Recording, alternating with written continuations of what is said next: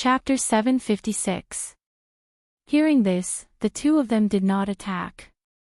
The dean and the vice-dean looked at each other, then walked in quietly. Emmo-chan followed behind, Guanxilin, Nyeting, and Yi Jing. After a while, they all gathered around the bed. Feng Jiu had already fallen asleep on the bed. Although her face was pale, her aura did not show any signs of weakening or becoming chaotic. This made them feel relieved. Seeing that her life was not in danger, they walked out together. "It's good that she's fine. I'll leave this place to you. I'll go check on the injured mentors," the dean said as he walked out. Nyeting paused for a moment, then left first. Guanxilin stayed behind and said, "I'll wait for Xiaojiu to wake up and take her back to her cave." The vice-dean looked at the people in the courtyard, then coughed lightly and said, "I'll go tell the ovens to make some medicinal porridge for her. It'll help her recover faster." With that, he also left. Only Guanxilin, Yi Jing, and Emmo-chan were left in the courtyard. The three of them looked at each other in silence, and the atmosphere was a little strange. After a long time, Yi Jing looked at Guanxilin and said, "You're injured. Let me help you bandage it." "It's fine. It's just a scratch." He glanced at the small wounds on his arm and did not take them to heart. As for the internal injuries caused by the airflow, he had already taken some medicine on the way back. They had already healed a lot, so he was fine. Around evening, Xiaoyihan, who had returned to help the injured mentors bandage their wounds, also came. Seeing the white-robed banished immortal sitting motionlessly in the courtyard, he pulled Guanxilin aside and asked in a low voice, "Fengjiu knows him?" "Maybe," Guanxilin said. He did not know much about Emmo-chan. "I heard from the dean that Fengjiu is fine. Is she still not awake?" He looked at the tightly shut door and asked. "She just woke up not long ago." Yi Jing helped her change her medicine inside. Hearing this, he nodded. Seeing that the atmosphere was a bit heavy, he said, "Since there's nothing else, I'll go back first. I'll go visit her when she returns to her abode." Guanxilin nodded and watched him leave. Then, he looked at Emmo-chan, who was sitting beside him and reading a book. After a while, he looked away. The door opened and Yi Jing walked out. Fengjiu said he wants to go back to the cave to recuperate. Hearing this, Guanxilin turned around and walked in. "I'll take her back." Beside the stone table, Emmo-chan's eyes flickered, but he didn't say anything. He just sat there quietly. Not long after, Guanxilin walked out with Fengjiu on her back. She had already changed into her school uniform. Without her red clothes, her face looked even paler, but she was awake. "Thank you." When Guanxilin walked past Emmo-chan with her on his back, Emmo-chan thanked him. Yi Jing supported her from the side and left with them. After they left, Emmo-chan put down the book in his hand and looked up. He was silent for a long time. "It's her. Is she the person you're looking for?" The dean and the vice-dean walked in and asked when they saw the person sitting at the table in a daze. In fact, the two of them already knew that the person he was looking for was Fengjiu. In the entire school, she was the only one who was so extraordinary. She was also the only one who could make young Master Emmo-chan, who didn't care about anything, want to kill her and stain his hands with blood. Chapter 757. Hearing this, the dean and vice-dean were startled. After a slight pause, the dean said, "Then send my greetings to your master." He replied, his gaze falling on the sky. No one knew what he was thinking. On the other side, Guanxilin, who was carrying Fengjiu back to the Elixir Peak cave abode, did not notice that Lao Bai and Tun Yun were missing. Instead, Fengjiu, who was lying on his back, noticed. "Where are Lao Bai and Tun Yun? Brother, help me look for them later. Don't go to the Elixir Peak to cause trouble when I'm not around." "Okay, I'll go look for them later." Guan Shilin said. After Fingzhou opened the cave abode's boundary, he put her down in her bedroom and asked Yi Jing to look after her. Then, he went out to look for Lao Bai and Tun Yun. However, after looking around, he did not see the two beasts, so he went to the Elixir Peak. Finally, he went to the Xian courtyard to ask. What? You're looking for that strange horse and that meatball? They went out a long time ago, even before the dean and the others went to save Fingzhou. However, they didn't come back. A student said, then paused and asked curiously, who wants to kill Fingzhou? Why did the dean and the other teachers come? You guys went to see, so you should know what happened, right? However, Guan Shilin ignored his curiosity and was a little surprised. You told them? They left the academy. He did not wait for the student to answer and went to the guard to ask. Oh, you mean that strange horse and that meatball? They went out from the side door of the spiritual academy. They were so fast that I couldn't stop them. However, they went out for a while and the dean and the others came back, but the two beasts didn't come back. Hearing the guard's words, Guan Shilin immediately said, I'll go out and look for them. Hey, you can't. Students are not allowed to go out without permission. This is the rule. The gatekeeper stopped him and said, although that horse is a bit strange, it's still a spiritual beast. It will know the way back, so there's no need to rush. Guan Shilin paused for a moment when he saw that he was being stopped.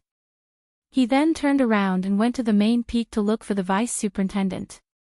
He told him about the situation and applied to go look for Lao Bai and Tun Yun. Spirit beasts know the way.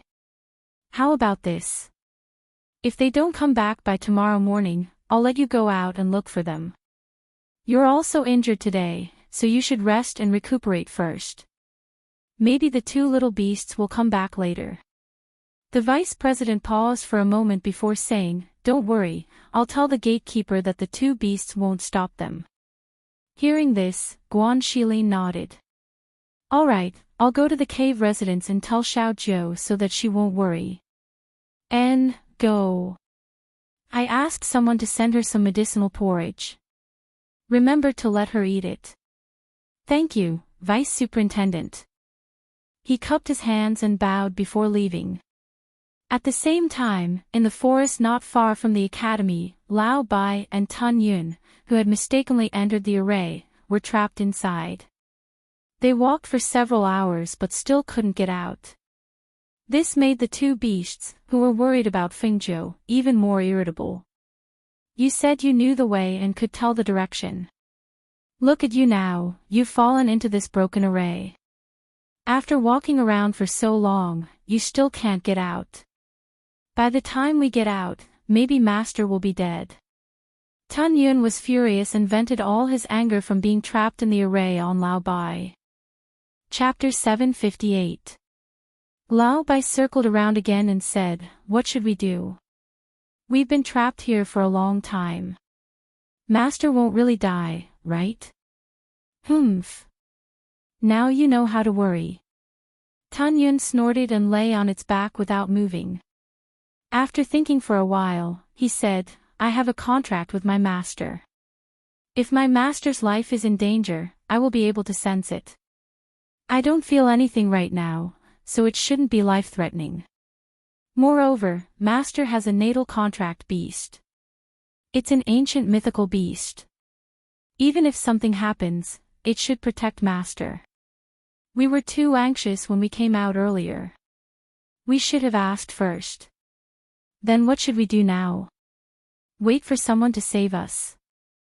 No one usually comes to this damned place. Lao Bai kicked its hooves and said. There's a formation here. If it was a barrier, we might be able to break it with our combined strength. But this formation can't be broken. We have to break it. If we want to break it, we have to find the core of the formation. But I'm not familiar with formations, so I haven't figured it out yet. So we just wait. Let's wait. Why don't we shout for help? Lao Bai suggested, thinking that they should learn from humans. It's so embarrassing. You can shout if you want. Tunyun curled its lips and turned its head to the side. It's embarrassing if we lose our lives. Lao Bai snorted, turned around, and shouted at the top of his lungs, "Help! Save me! Is there anyone? Come and save me!" The next morning, because the two beasts had not returned, Guan Shilin and Yi Jing each led 10 students out of the academy and went to the city to ask if they had seen the two beasts. However, they did not find them until noon. On the way back, Guan Shilin muttered, "No one in the city has seen them. Could it be that they didn't go to the city? They left the academy. Could it be?" Yi Jing looked at the forest in the east of the academy and said thoughtfully, "There are many formations in the forest in front. Could they have entered it by mistake? Let's go take a look. There are many formations in there. Be careful when you look for them. Don't get trapped in there," she reminded. "Okay," Guan Shilin answered and separated from her to search. He shouted, "Lao Bai, swallow the clouds." The two beasts were originally sleeping in the forest, but when they heard the call from the forest, they immediately jumped up. "It's Beauty Yi Jing." Lao Bai's eyes lit up as he spoke in pleasant surprise. "I think there's also Master's elder brother," Tunyun said. "They must be looking for us." Lao Bai turned around happily and shouted at the top of his lungs, "We're here, we're here. Beauty Yi Jing, we're here." Yi Jing, who was leading 10 students to search the forest, suddenly heard a hoarse and excited voice. She couldn't help but ask the students beside her, "Did you guys hear that? Why does it sound like someone is calling me? Could it be some students of the academy who accidentally entered the array?" A student asked. He didn't think it was those two beasts at all. After all, beasts that weren't at the level of divine beasts couldn't speak the human language. Lao Bai was only a strange horse, and that little thing in the ball was only a pet. No one thought in that direction. "Whether it's them or not, we have to go and take a look," Yi Jing said and followed the direction of the voice. The closer she got, the clearer the voice became. "Beauty Yi Jing, help, help, Beauty Yi Jing." Chapter 759. How could Beauty Yi Jing hear me if I didn't shout? Why didn't I shout for you to save me? Senior White spoke angrily as he turned around and glared at Tunyun. "You're already here and you're still shouting. Even if you don't find it embarrassing, I do. What's there to be embarrassed about with this little meatball?" "What little meatball? You want to fight, don't you? Bring it on. Who's afraid of you?" Yi Jing was dumbfounded, and so were the 10 students who came with her. When they opened the array, they saw Senior White's strange horse and the little pet called Tunyun quarreling. Yes, they didn't hear wrong, and they didn't see wrong.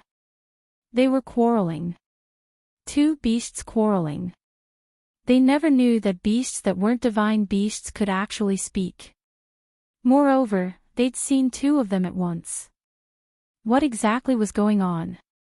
Don't tell them that this lecherous Senior White was a divine beast. They wouldn't believe it even if they were beaten to death. Not to mention that the little meatball was a divine beast, it was at most a small pet. But, how could it speak? Senior White was glaring at Tunyun with a grin on his face, and he was arguing with Tunyun. Suddenly, Senior White noticed that Tunyun had calmed down and even turned around to look ahead. Thus, Senior White turned around as well, and his eyes instantly lit up when he saw Yi Jing. "Beauty Yi Jing, you've finally come to save me." As soon as it spoke with pleasant surprise, it immediately pounced towards her. Yi Jing was so frightened that she hurriedly blocked its face with both hands as she asked, "Senior White, how can you speak?" It wasn't the first time she'd gone to the cave abode, but she hadn't heard Senior White speak. Senior White was stunned when he heard this. Only now did he recall his master's warning, and he couldn't help but grin. "I accidentally ate something wrong that day, so I spoke." Oh no, my master wouldn't really make me unable to speak forever, would he? When it thought of this, its joy of being saved instantly vanished. It moved closer to Yi Jing and said, "Beauty Yi Jing, my master didn't allow me to speak and even tied a cloth rope around my mouth. He was afraid that I would scare you. Now that you've heard it, can you plead with my master later?"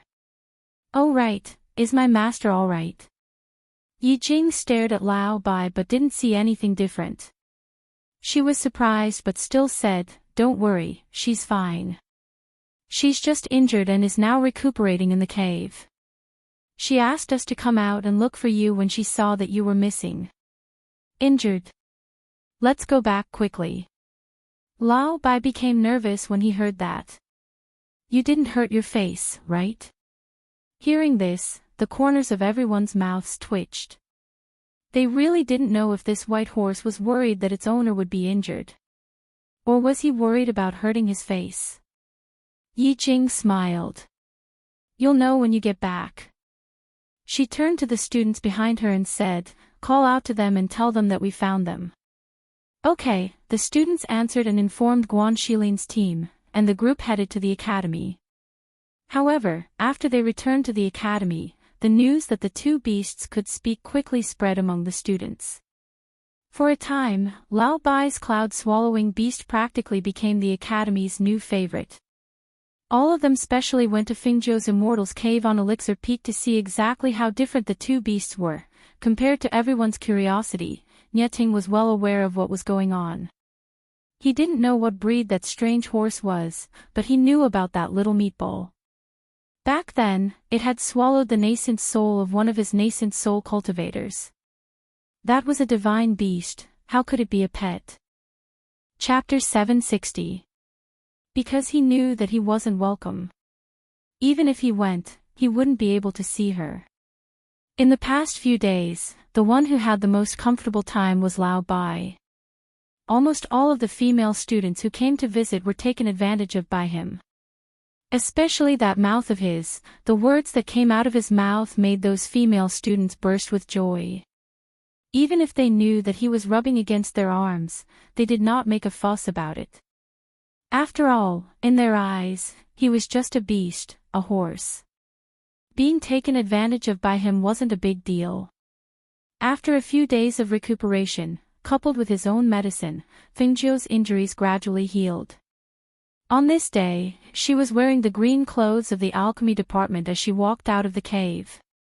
She heard Lao Bai praising a few female students of the spiritual academy. She smiled when she saw this scene, but she didn't walk over.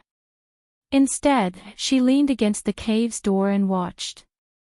"Senior Sister Qin, I see that you're even prettier than yesterday. Senior Sister Wang, your complexion today is even better than yesterday. Your skin is so tender that water can be rubbed out. Senior Sister Li, your body smells so good. This is the natural fragrance of a girl, it smells so good." Hearing Lao Bai's words, the female students covered their mouths and laughed. "Lao Bai, why are you so perverted? Even those playboys can't compare to your mouth." "That's right, if you want to coax, you can even coax the birds on the tree. Did you learn from your master? Look at our academy's #1 beauty, Yi Jing. She's very close to your master.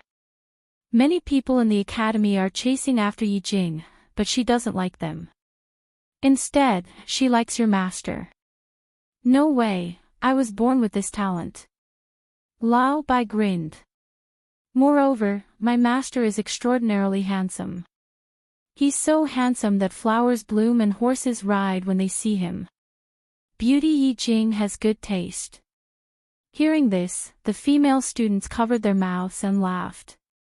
Tun Yun, who was lying on the side, glanced at Lao Bai with disdain and turned its head to the side. Because it didn't like people touching it, those who wanted to touch it were scared away by it. On the other hand, Lao Bai, that perverted horse, kept moving closer to the female students. How embarrassing. When it turned its head, it saw its master standing at the side of the cave with a smile on her face. It immediately got up and ran towards her. When Lao Bai and the other female students saw this, they all turned around and saw Fingzhou standing there. The female students all stood up in embarrassment. Fingzhou, are you feeling better today? You should feel better now that you can get out of bed and walk around, right? Nodding his head, Fingzhou smiled, with beauties coming to visit me every day, it's hard for me not to be happy. As he spoke, he walked out with a smile and sat down by the stone table. He raised his eyebrows and smiled at the few of them. Shall we have a chat too? Being stared at by those smiling eyes, they couldn't help but feel embarrassed and hurriedly said, No, we've been out for a long time, so we have to go back first. Next time. I'll visit you again next time. All right then. Lao Bai, send these beautiful seniors off. She gestured to Lao Bai who was beside her. Leave it to me. Lao Bai grinned and moved closer to one of them. Senior Chin, do you want me to help you walk? No, we can walk on our own. The few of them blushed and hurriedly waved their hands and walked away. Chapter 761. Seeing that they had left, Fingzhou stood up and said to the two beasts, I'm going to check on the injured mentors. You two stay here and don't run around. As she spoke, she took out 3 pills and gave 2 to the two beasts. The remaining one was given to Blackie, who was squatting by the cave. Master, you haven't recovered from your injuries and you're going out already. Aren't you going to recover before going? Lao Bai swallowed the pill and asked her. In order to save me, those mentors fought against nascent soul cultivators and were injured. It's one thing to be bedridden, but they're much better now. How can I not go and take a look? She threw out the rainbow-glazed feather and sat on it. Instead of going to the teaching area, she went to the main peak where the dean and the vice-dean were. Dressed in green, a figure sat on the 7-colored glazed feather. His legs hung naturally in the air as he floated towards the main peak. In the academy, some of the students who noticed the figure in the sky had complicated expressions and some were puzzled. The scene a few days ago had caused quite a shock among the students. After all, they had never seen a situation where the entire academy's combat power was gathered to save a student. Because of their doubts, they tried to ask around. However, they only knew that Fingzhou was from a 9th-ranked country. Even if their families wanted to investigate, they couldn't find any information about him in a short time. However, because of that scene, they faintly knew that Fingzhou's origin was not simple. Somewhere in the academy, Nyeting watched from afar as the figure flew towards the main peak on the rainbow-glazed feather. His gaze followed her until she disappeared from his sight. It seemed that she had recovered from her injuries.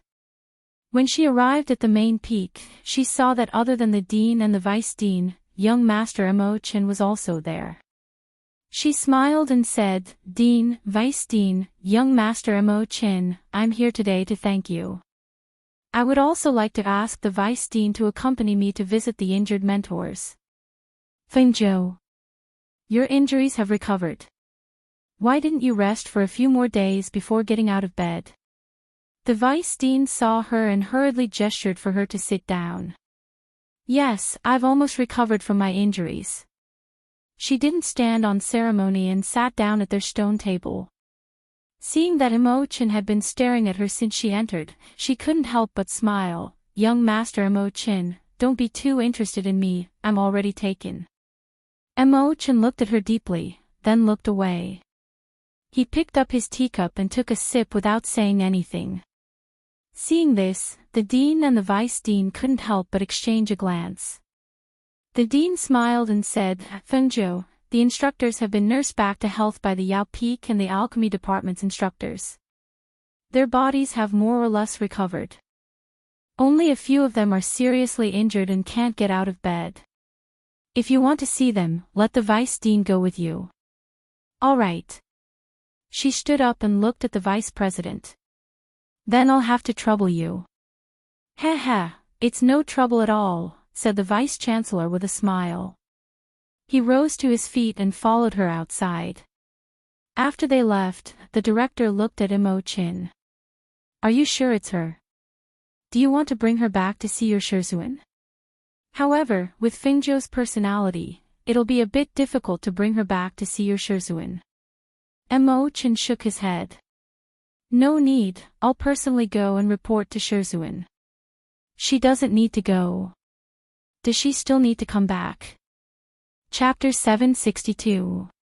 Under the guidance of the vice president, Fingzhou visited the injured teachers and thanked them one by one, thanking them for risking their lives to save him. Just as he was about to leave, he saw Director Liu walking over with Director Liu's help. Fingzhou. Director Liu called out, feeling a little embarrassed. Director Liu, are you feeling better? She asked with a smile. Seeing that his complexion was good, she knew that he had recovered well. Much better.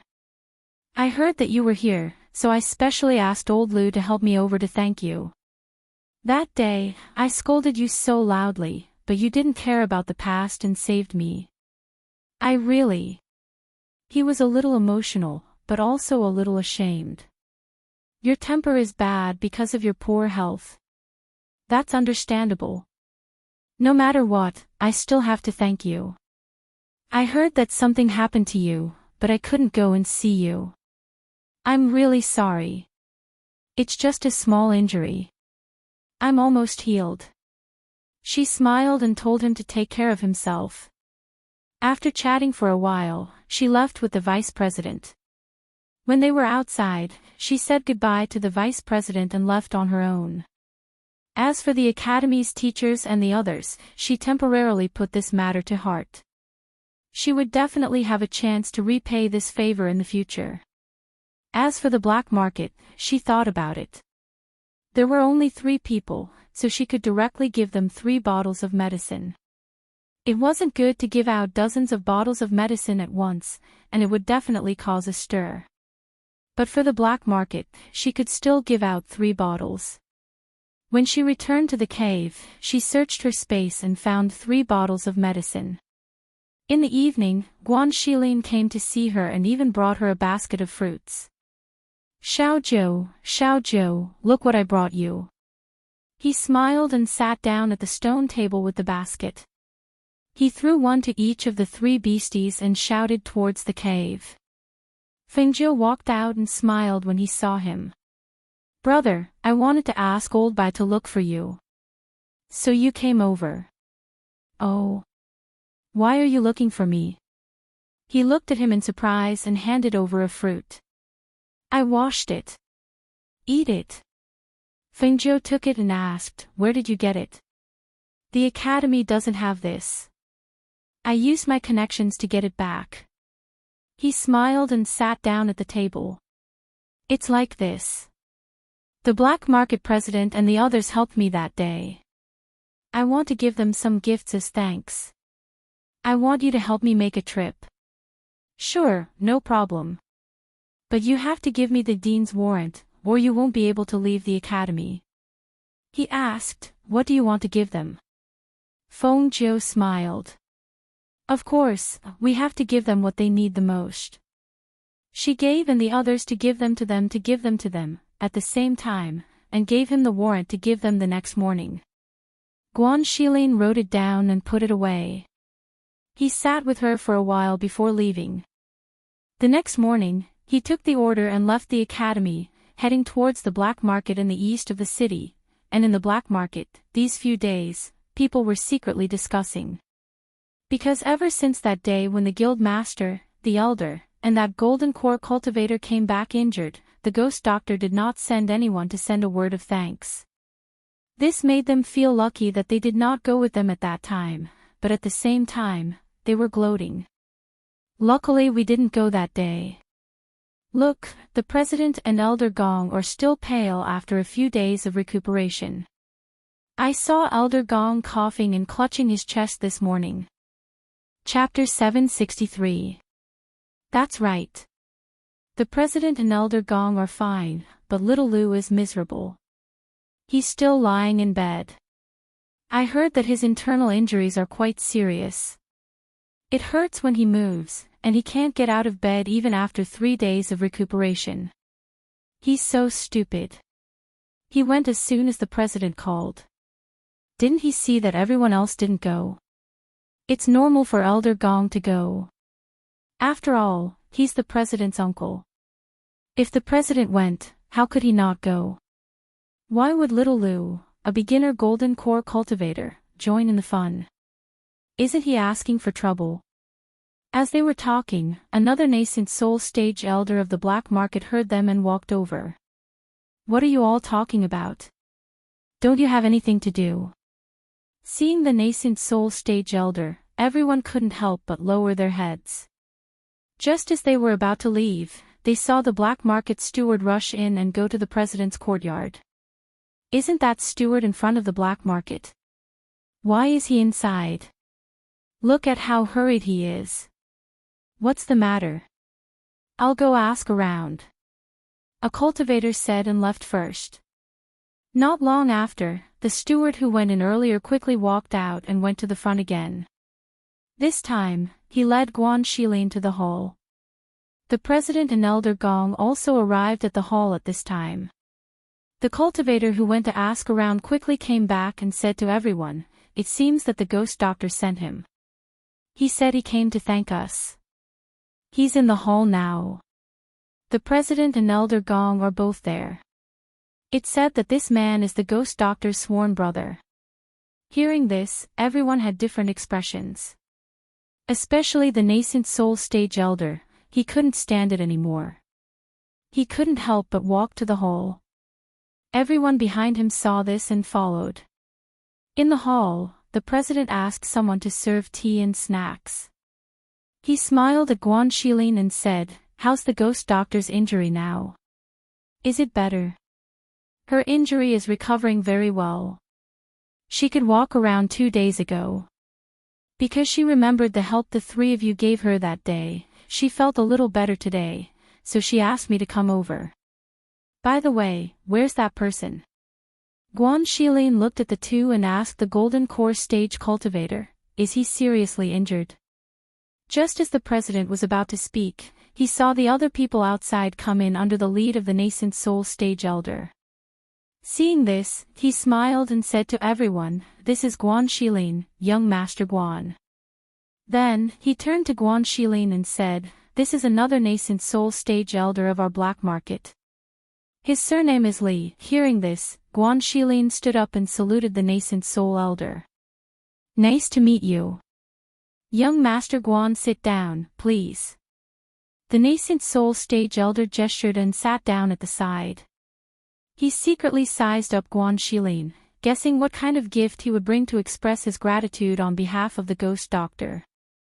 The president looked deeply at the nascent soul stage elder surnamed Li, then said to Guan Shilin, "The one surnamed Lu, we all call him Little Lu. Because he's only a golden core stage cultivator, his injury is more serious. Although he's used medicine, he still can't get out of bed." "I see." He nodded and said, "It's okay. My sister guessed that the 3 of them might have suffered serious internal injuries, so she asked me to bring medicine for internal injuries." The ghost doctor is so thoughtful. I think the president, Elder Gong and Little Lu will be very grateful. Elderly chuckled as he spoke, but his expression revealed a hint of mockery and schadenfreude. Chapter 764. Hearing this, Guan Shilin glanced at Elder Li and understood what was going on. The president and Elder Gong glanced at Elder Li and smiled at Guan Shilin. "Thank you for your concern, ghost doctor. We didn't expect you to think of us when you haven't recovered yet. We're really touched." Although the 2's words sounded like empty words, they were truly what they thought. They went to save the ghost doctor because she was a level 1 black token holder and was in the vicinity of their black market. Since they knew she was in danger, of course they couldn't help but save her. Secondly, it was because they also hoped to build a good relationship with the ghost doctor. After all, for such a person, if it was normal times, she naturally wouldn't pay too much attention to them. But if they could help her when she was in danger, no matter what, she would have a good impression of them. Especially after seeing her kill a nascent soul stage cultivator on her own, they were even more certain that their actions that day were right. Because of this, they didn't dare to expect the ghost doctor to give them a gift of thanks. Because they didn't expect anything, they naturally weren't disappointed. Now that they heard Guan Shilin say that the ghost doctor was concerned about their injuries and even brought them medicinal pills to treat internal injuries, they were naturally extremely grateful. The ghost doctor's medicine, even if it was just a small medicine, was priceless, not to mention a medicine for internal injuries. Even though their black market had plenty of medicine for internal injuries, it couldn't compare to the ghost doctor's medicine. "President, I wonder if you could take me to see Senior Liu." Guan Shilin took a sip of tea and asked with a smile. "Of course, he's in the backyard." The president and Elder Gong stood up together and gestured to Guan Shilin, "Please." Guan Shilin stood up and nodded slightly to the others before following the two of them. Seeing them leave, Elderly didn't follow, and the others didn't follow either. They all despised him in their hearts, but didn't say anything and left. When they arrived at a courtyard at the back, Guan Shilin saw a pale-faced man lying on the bed. It was the Golden Core cultivator who had gone to the Spirit Palace that day. Guan Shilin immediately helped him up and took out some medicine from his space. "Take my sister's special medicine for internal injuries. It will only take half a day to recover by 50%. By tomorrow, you will be fully recovered." The cultivator recognized Guan Shilin. Seeing the president and the elders nod, he took the medicine and said to Guan Shilin, "Thank you. I should be the one thanking you. Thank you for saving my sister despite knowing that there were 8 golden core cultivators and 4 nascent soul cultivators." He stood up and bowed to the president, Elder Gong, and the 3 people sitting by the bed. "Thank you for your help. Actually, we didn't help much." Elder Gong chuckled. Hearing this, Guan Shilin didn't say anything else. He just handed the medicine to the 2 of them and said, "Please accept this in case you need it in the future. This medicine can save your life at a critical moment. Alright, please thank the ghost doctor on our behalf." The 2 of them smiled and said.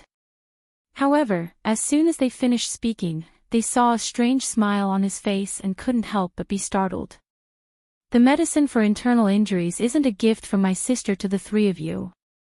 The gift is here." Guan Shilin said with a smile and took out 3 bottles of medicine.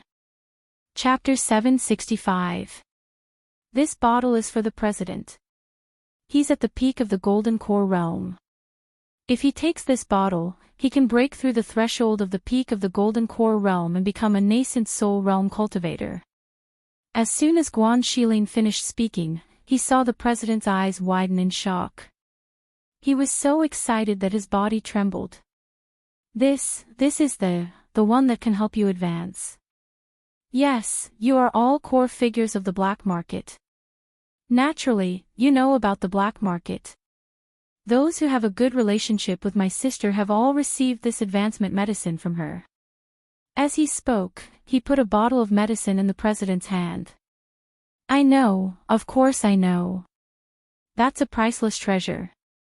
That's a treasure that everyone would fight over. I didn't expect that I actually have one too. I have hope of entering the nascent soul realm. The president was so excited that he couldn't control himself. God knows how long he had been stuck at the peak of the Golden Core realm. For so many years, he hadn't been able to break through. He thought that his cultivation in this life would reach its end. Unexpectedly, this bottle is for Senior Liu." He handed the other bottle to the middle-aged man sitting on the bed and said, "Senior is a cultivator at the early stage of the Golden Core realm. After you fully recover, take this medicine and you should be able to reach the peak of the Golden Core realm." I have one too." The middle-aged cultivator sitting on the bed looked at Guan Shilin excitedly. "You're really giving such a precious thing to me." Guan Shilin smiled and said, "Of course. Since Senior was able to save my sister under such circumstances, I will naturally give you a share of the reward." He took the bottle of medicine in his hand. He was so excited that his hands trembled slightly. He felt that it was a bit unreal. He was in a daze and couldn't recover for a long time. Elder Gong, this is for you. He smiled and handed over the last bottle. My sister said that this medicine can't help you break through the nascent soul realm, but it can make you a master at the peak of the nascent soul realm. Good, good, good, good. He took the bottle with both hands and said, Master at the peak of the nascent soul realm. If I were to cultivate, I'm afraid I wouldn't be able to reach that level without a few decades. Now that I have this medicine, I can become a master at the peak of the nascent soul realm overnight. I've. At the end, his voice choked up. Who would have thought that they would receive such a great reward for their rescue? My younger sister is studying alchemy in the academy. In the future, there will be many things that she will need your help with. Please take care of her. He cupped his hands and said with a smile. No, it's our honor to be able to work for the ghost doctor.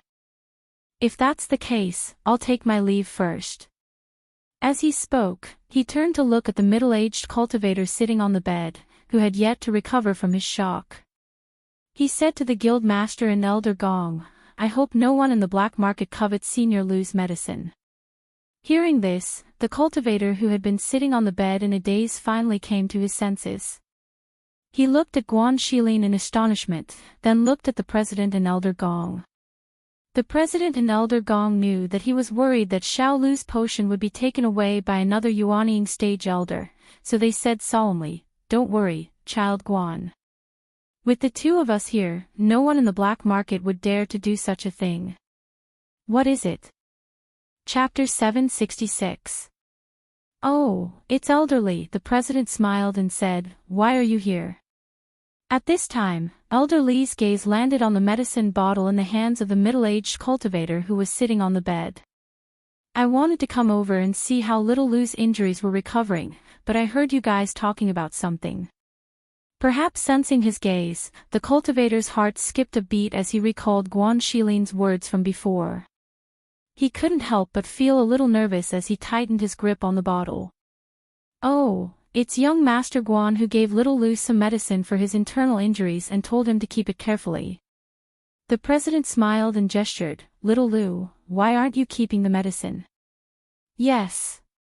The middle-aged cultivator replied. He lowered his eyes and carefully put the medicine into his space. Hearing this, Elderly secretly curled his lips. It's just a bottle of medicine for internal injuries, what's so special about it? He immediately said, I just came over to take a look. Seeing that little Lu's complexion is recovering well, I'm relieved that he'll be able to get out of bed and walk around in a few days. He nodded and said to Guan Shilin, Young Master Guan, if you have time in the future, please come to the black market often so that we can play host to you. Guan Shilin smiled meaningfully and said, Of course. With that, he cupped his hands and bid farewell. I'll see you out, young Master Guan. The president said and nodded to his uncle before personally seeing Guan Shilin out. When Guan Shilin returned to the academy, he first went to Fengzhou's place to inform her that the matter had been settled. He handed the warrant back to her and then returned to his own courtyard. With Fengzhou's body recovering, her spiritual power had reached the peak of the foundation establishment stage.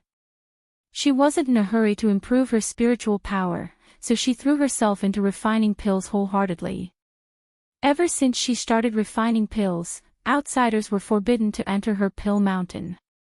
Occasionally, only Guan Shilin and Yi Jing would come to take a look, but seeing that she was refining pills in her cave, they didn't have any plans and went back to cultivate. As the days passed, some of the pills she refined were successful, some turned into poison pills, and some turned into unknown strange pills. However, the only thing she was sure of was that her cultivation in alchemy had also improved after each failure. Towards the end, there were almost no poison pills left. There were only one or two strange pills that would occasionally appear. It was also because Fengzhou had always been refining pills in her cave and rarely walked around the academy. Gradually, the incidents she had caused when she first entered the academy were forgotten by everyone. It was as if she didn't exist, and no one deliberately mentioned her again. Except for Nietang, Xiaoyihan, Guan Shilin, and Yi Jing, it was as if everyone had forgotten about her. She faded out of the sight of the students, and even her beasts were the same. They obediently guarded outside the cave and didn't wander outside. Until one day, when she was refining pills, she walked out with dirty clothes and muttered, "No more, I've used them all. If I don't have any more spiritual herbs, I'll have to exchange them with contribution points. However, I don't have many contribution points left. Sigh, are you forcing me to go out and earn more?" Chapter 767. Isn't this Fengzhou? I haven't seen you around recently. At the mission office, a student greeted Fengzhou when he saw her. I've been busy recently, so I haven't been out. Fengzhou replied with a smile and went to the mission board to take a look. From top to bottom, she didn't see any missions that gave her contribution points. Fengzhou, are you here to earn contribution points again? The missions haven't been easy to complete recently, and the contribution points haven't been easy to earn. The student looked at the feather on Fengzhou's waist and his eyes flashed. Yes, it's not easy. The contribution points are too little. She nodded and looked around for a while, but didn't see anything suitable. Finally, she sighed and walked away. Compared to those contribution points, she felt that it was more convenient to go out and buy things directly. Moreover, it was just spiritual herbs, not treasures that had to be exchanged for with contribution points. After making up her mind, she didn't return to her cave residence. Instead, she took out her space token and left the academy, heading towards the city. She had just left the academy when someone reported to the dean and vice dean that she had gone out. The two who heard the news didn't say anything and just motioned for the person to leave. Last time, she was targeted by those people when she went out. This time, she went out again. Could something have happened? The vice dean asked worriedly. It shouldn't be. Those people died last time, and the news probably didn't get back. It's been very peaceful for the past 2 months. Nothing seems to have happened. The dean said slowly. He paused and asked, but what is she doing out there? Hasn't she been refining pills recently? It's probably because the supply of spiritual herbs has been cut off. Previously, a teacher said that he saw her at the mission office, but she didn't seem to have accepted a mission and left. Hearing this, the dean didn't say anything else. The academy's rules were that students needed to earn their own contribution points. Even if he was the dean, he couldn't break this rule. Moreover, if he made an exception for her, it wouldn't stop everyone from talking. After about 2 hours, Fengzhou arrived at the city. She first had a meal in the city before heading to the black market. She planned to go to the black market and see how many spiritual herbs they could get for her before making a decision.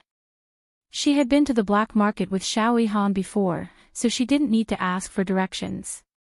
She directly went to the black market's entrance and found the manager. I want to see the president. Can I trouble you to pass on the message? That manager was busy with the matters at hand and didn't even raise his head as he replied, how can anyone meet our president? If you have something to say, just tell me. Hearing this, Feng Nine knocked on the table. I'm afraid you can't make the decision.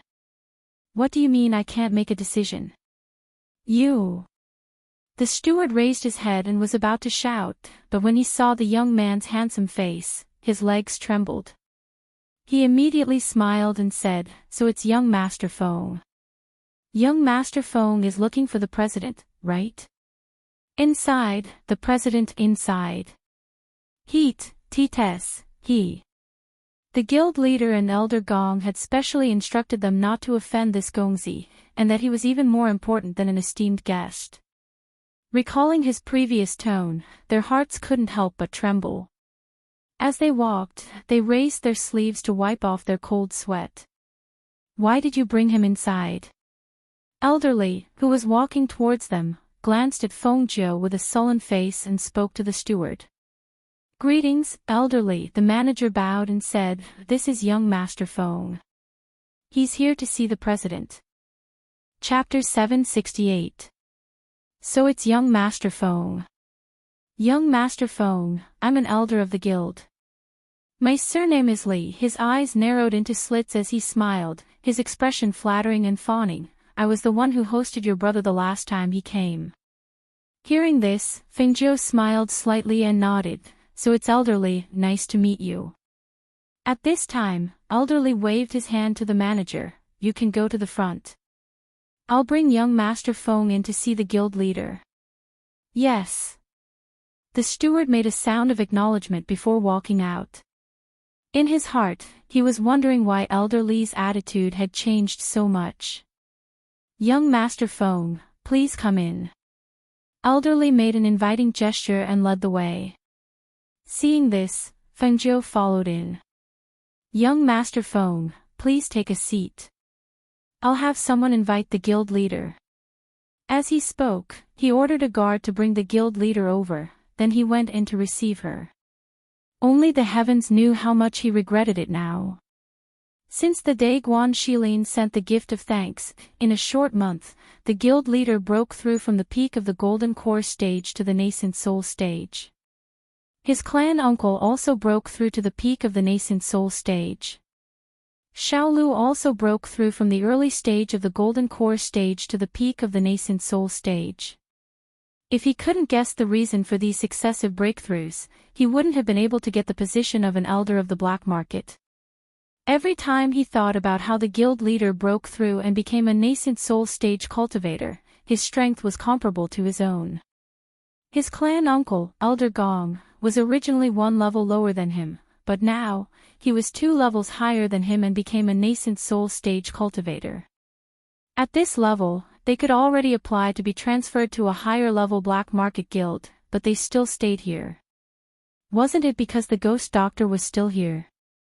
Although he heard that the ghost doctor's medicine was a treasure that everyone fought over, he didn't see it for himself. He didn't think much of it at first, but after seeing the guild leader and the other 2 break through, he was both envious and regretful. If he knew that he could get such benefits, he would have gone that day. He just didn't know if there would be such a good opportunity in the future. Young Master Feng, I wonder what brings you here today. If there's anything you need me for, just say the word. I won't hesitate to go through fire and water for you. Elderly said expectantly. Feng Jiu smiled but did not say anything. On the other side, upon hearing the guard's report, the president and Elder Gong, who knew that the ghost doctor had arrived, were overjoyed. They immediately headed to the front hall, but before they entered, they heard Elder Li's words. The uncle and nephew looked at each other and walked in. I didn't know young Master Feng was coming. Please forgive me for not going out to meet you. He walked to the main seat and sat down. Then, he looked at Feng Jiu and said gratefully, I've always wanted to find an opportunity to thank young Master Feng. It's just that it's difficult to meet young Master Feng. Today, I finally have the chance. Feng Jiu took a sip of tea and smiled, there's no need to thank me. In fact, I came here today to buy some elixirs. I wonder if President can help me find them today. I wonder what kind of medicinal herbs young Master Feng wants. Chapter 769. Feng Jiu nodded and asked about their injuries. Thanks to young Master Feng, our strength has increased and we've recovered from our injuries. Little Lu is out on a mission. If he knows you're here, he'll be so excited. The president said with a smile. Elder Gong, who was on the side, also chatted with Feng Jiu with a smile. Only Elderly, who was on the side, couldn't interrupt even if he wanted to. He sat there awkwardly. All right, then I'll come back in the evening. She got up and said goodbye, planning to walk around the city. All right, we'll send young Master Feng off.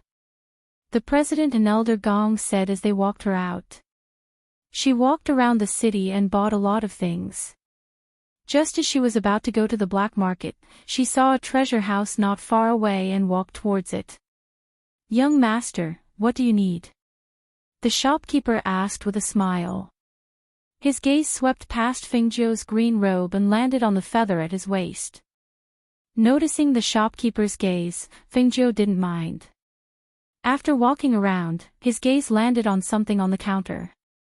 He knocked on the counter and said, "Bring this up." The shopkeeper looked at the item on the counter and said, "All right, please wait a moment." As he spoke, he took out the item on the counter and placed it on a piece of cloth. He said, "This is a lynxy horn. There's one left. Young master, take a look." Fengzhou took a look and nodded, "I'll take it." Hearing this, the shopkeeper smiled and narrowed his eyes. "We have all kinds of things in our building, especially on the second floor. They're all treasures. If young master is interested, you can take a look."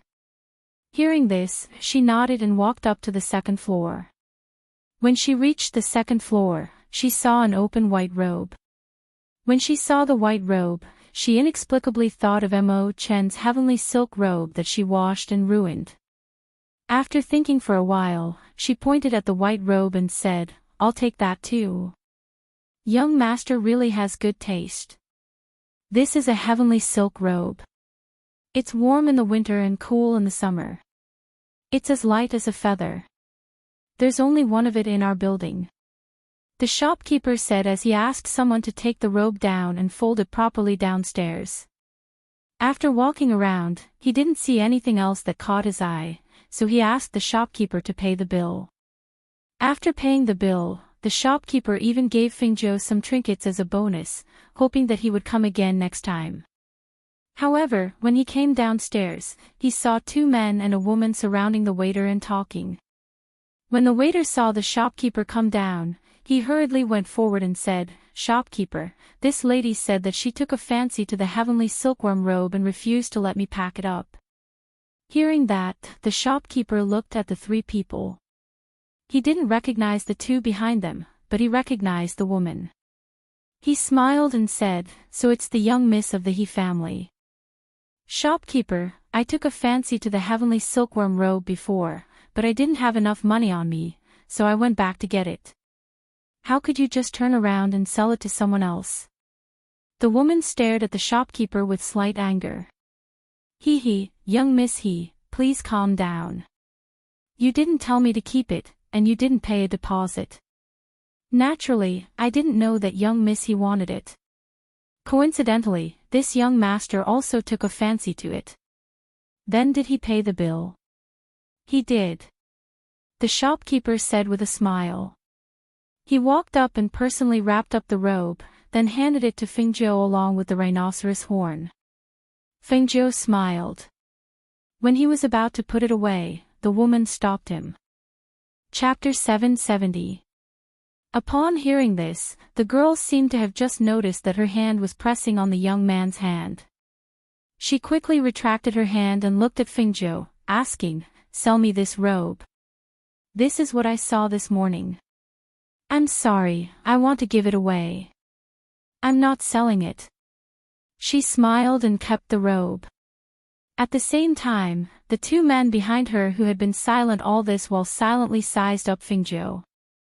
Seeing that he was wearing the School of Stars and Clouds uniform and the rainbow-glazed feather at his waist, their gazes couldn't help but waver. Just as the girl was about to speak, one of them stopped her. "Little sister, since this young master is buying it, let's find another one. There's no need to make a fuss over a robe." Hearing this, Fengzhou glanced at the man and smiled. He was about to walk out when he was stopped by the man. "Young master, please wait." The man walked forward and clasped his hands in greeting, asking, "May I ask if you are Fengzhou from the alchemy department?" "I don't think I know you."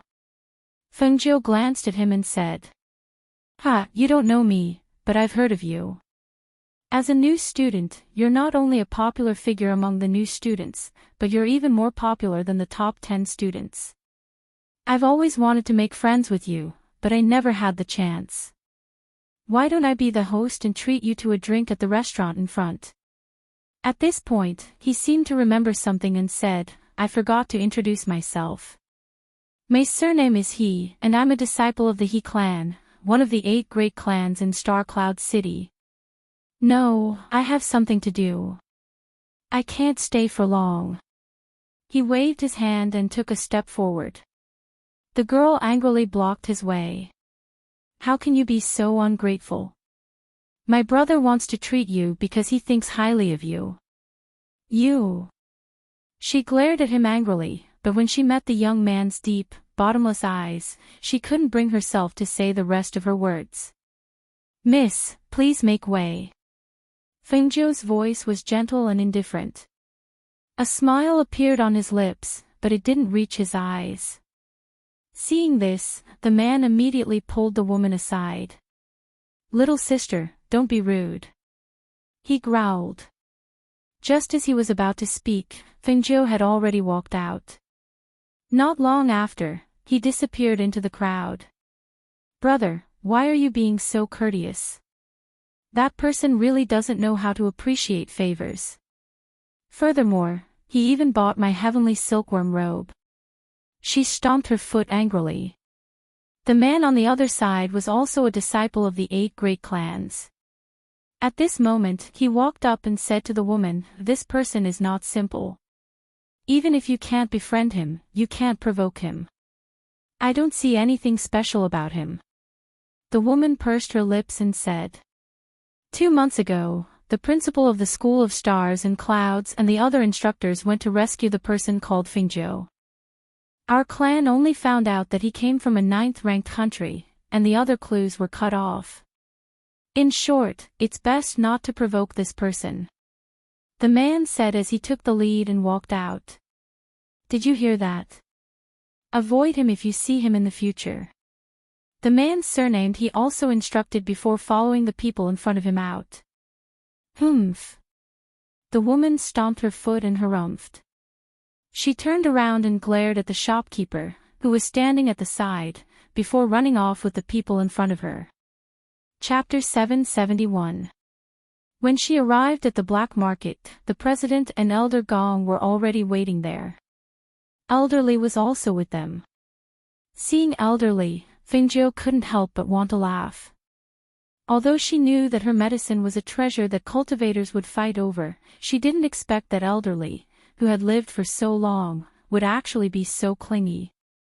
She did have medicine, but she wouldn't give it out so casually. If he wanted her things, it was impossible. Young Master Feng, the things you wanted have been prepared. They're all in here. The president said and handed over a spatial ring. Fengzhou raised her eyebrows. This is a spatial magic tool. Hee, an unremarkable little thing. Just take it as a gift for young Master Feng to play with. Compared to her helping them advance, this spatial ring was really not worth mentioning. Hearing this, Fengzhou nodded. All right, then I'll accept it. Let's settle the bill. Thus, the president brought her to the back to settle the bill. Because it was something she wanted, those spiritual herbs could be said to be given to her at their original price. The price was much lower than outside. For this kind of small favor, he would give it to her in passing. Young Master Feng, I had someone prepare a banquet. I want to invite young Master Feng to a meal. No, it's getting late. I have to rush back before the sky turns dark. Next time. Next time, even if you don't treat me, I'll make you treat me. She smiled, put away the things, and bid farewell. Seeing this, the president and Elder Gong didn't urge her to stay. They just nodded and sent her out of the black market. Elderly wanted to speak a few times, but because the president and Elder Gong were present, he was too embarrassed to speak. In the end, he could only watch her leave. After returning to the academy, Fengzhou buried herself in pill refining again. If she encountered something she didn't understand, she would ask the 2 alchemists. In addition to the results of her own research, her progress in pill refining could be said to be 1,000 miles a day. After another month, her pill refining room finally quieted down. After taking a bath, she walked out of the cave, feeling refreshed.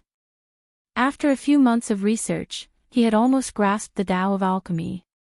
Recently, he had refined a lot of pills, but he had never tried them out, nor had he taken them out to sell.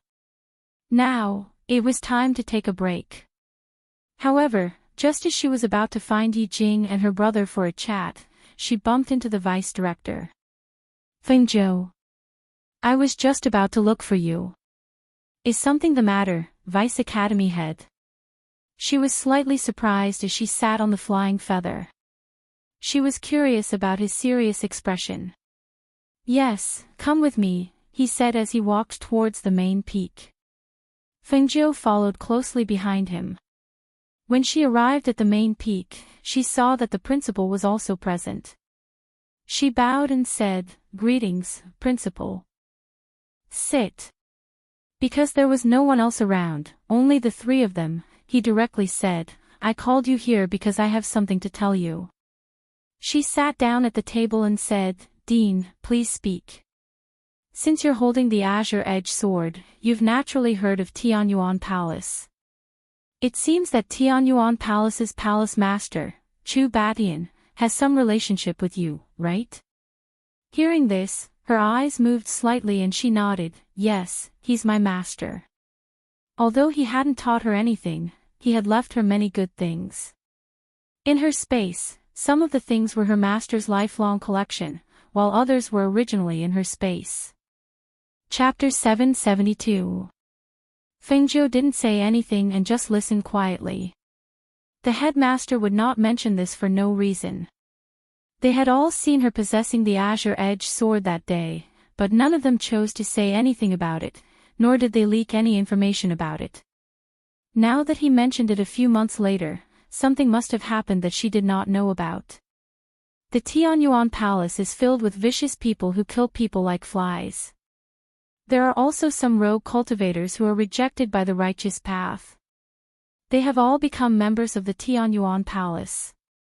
However, after Chu Batian became a mystery, the Tianyuan Palace became a group of dragons without a leader. About a month ago, there were rumors that the people of the Heavenly Yuan Palace had gathered. They were divided into two factions to fight for the position of Palace Master, which led to some fights over territory. We only received the news half a month ago, but there were many people who received the news before us. He paused for a moment before continuing. Chu Batian is a reckless person. Back when he was in charge of the Heavenly Yuan Palace, he restrained his subordinates very well. Now that the Heavenly Yuan Palace is lacking a leader, since you are the owner of the Qingfeng sword, I want to ask you, what are your plans for this matter? Dean, do you want me to take care of this mess? She asked with a smile. It's not like that. The Tianyuan Palace is a great power. Every cultivator's battle prowess isn't inferior to our academy's teachers. It's a mess, but it's also a big piece of meat. I'm worried that after a long time, this piece of meat will be targeted by other powers and taken for themselves. When that time comes, it will inevitably lead to uncontrollable trouble. I promised my master that I would reorganize the Tianyuan Palace. However, I know very little about the Tianyuan Palace. I didn't expect that there would be two powers fighting in the dark. She smiled and said, I will definitely take over, but I need to ask the dean for someone. Someone? Who? The dean was startled. Even the vice dean was surprised. Protector Xianghua. Her eyes flickered as she uttered these four words. Protector Xianghua. The two of them were startled and said, We don't know this person. How can you ask us for him? Feng Zhou smiled and said, It's all right, as long as I know him. She smiled and stood up, saying, I'll leave first, go back and prepare well. She took a step out, but suddenly stopped and walked back. Dean, I haven't seen that fairy-like Imo-chan lately. Hearing this, the two of them were startled. He went back because he had something to do. He'll be back in a while. Oh, so that's how it is. I have something here. I'll have to trouble you to pass it to him. Just say that it's my compensation." As she spoke, she took out the wrapped heavenly silkworm garment from her space and placed it on the table. "All right." The dean nodded. He was puzzled. Could it be that the two of them already knew each other? The next morning, Fengjiu woke up naturally and tidied up. She left White and Tun Yun at Elixir Peak and left the academy. She planned to go to the place where the students of the academy had gone to train and get Xianghua out first. Almost no one knew about her departure. Even Yetang, who had been paying attention to her whereabouts, only knew that she was no longer in the academy a few days after she left. Chapter 773. "Brother, let's talk nicely. How can you do such a disgraceful thing?" "Brother, at most, I won't ask your young lady for a reward, but you can't do this. Bah. Reward? Go to hell and ask the king of hell for it. We're already being generous by leaving your corpse intact." "Humph. If it were young master today, your blood would have splattered everywhere." "Brother, I don't want any reward, okay? Just let me go. Just treat it as doing a good deed." "Let you go." "Don't worry, I'll let you go." Fengjiu, who was not far away, leaped lightly and landed on a tree to watch. She saw that the two burly men were digging a hole in the forest. One of them even jumped in to test the depth of the hole. Finally, he came out and placed a young man in green beside him into the hole. Then, he began to fill the hole with soil. Buried alive. She raised her eyebrows. She felt that the disheveled young man looked somewhat familiar. "Brother, let's talk about it. Don't shovel the soil first." "Brother, can you not put soil on my head?" Seeing this scene, Fengjiu could not help but smile. She remembered who this young man was. It was the man called Bai Shao, Lao Bai's former master. However, she did not expect to meet him again after so long. She casually plucked 2 leaves and shot them with spiritual power from her fingers. They hit the 2 burly men on their wrists. They cried out in pain and clutched their wrists as they looked around and shouted. "Who? Who is it? Come out. You're burying my friend." Fengjiu crossed her arms and leaned on a tree branch. She looked at Bai Shao, who was half buried in the soil, and smiled at him. "Long time no see, Bai Shao. You've made yourself look so pathetic. Kid! How dare you use a hidden weapon to hurt people?" One of them saw that it was a young man and immediately scolded him. "I think you don't want to live anymore." Fengjiu plucked 2 more leaves and said, "Are you sure you don't want to leave? This time, my 2 leaves won't be aimed at your wrists." When the other person saw this, he looked down and saw that it was really a leaf that had hurt them. He was shocked and quickly pulled the person next to him away, but Fengjiu stopped him. "Wait a minute. Didn't you say you wanted us to leave?" We were just following orders. We didn't want to bury your friend." The 2 of them were shocked. Their legs were trembling and their faces were pale. To be able to use a leaf as a hidden weapon, how high was his cultivation? In any case, the 2 of them couldn't use the leaves as hidden weapons. They weren't a match for this young man. "Pull him up before we go." She gestured with her chin. "Oh, yes. The 2 of them hurriedly responded and used their uninjured hands to pull up Bai Shao, who was half buried in the sand, before running away as if they were being chased by some poisonous snake or ferocious beast. "You're Fengjiu." Bai Shao hesitated before calling out Fengjiu's name.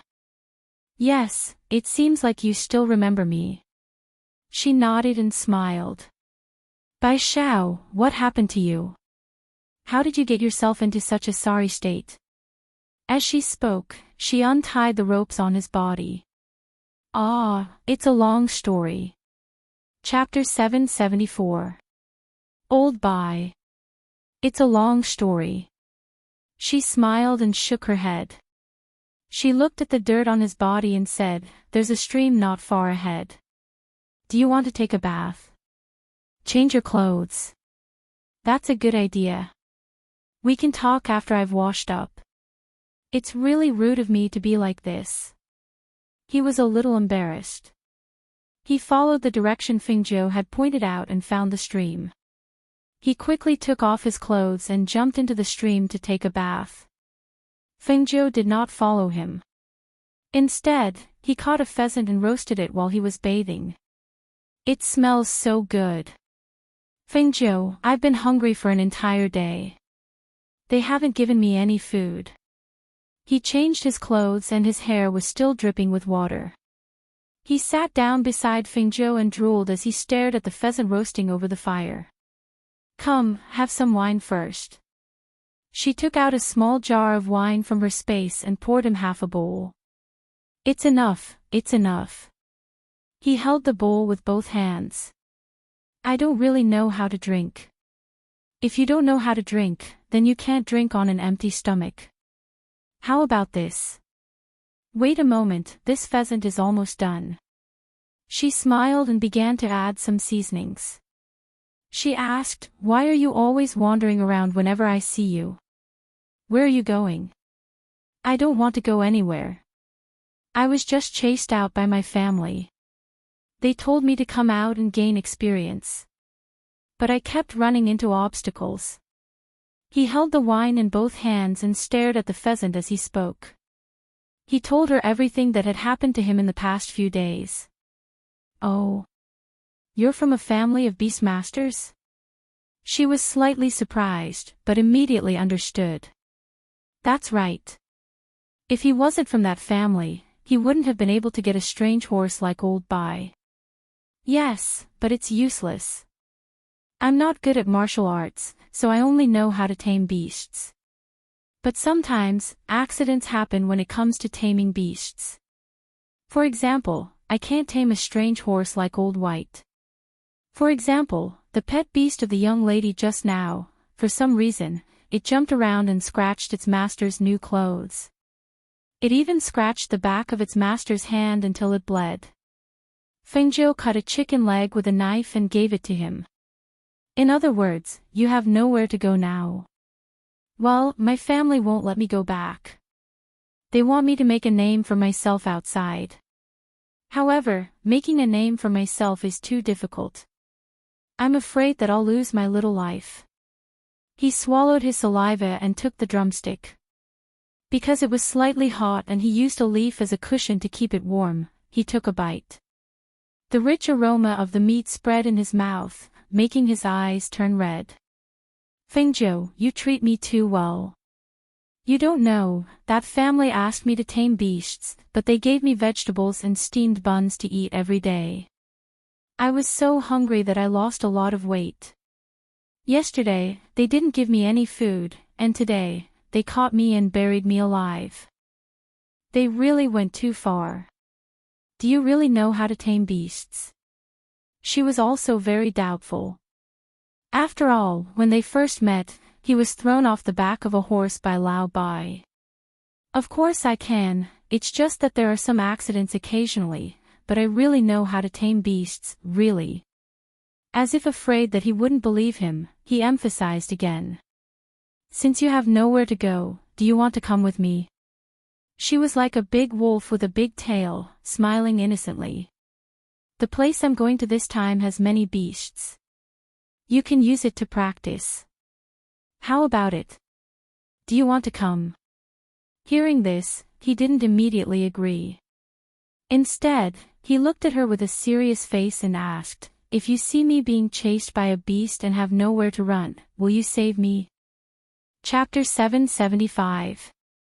Just like that, what was originally a one-person journey became a two-person journey.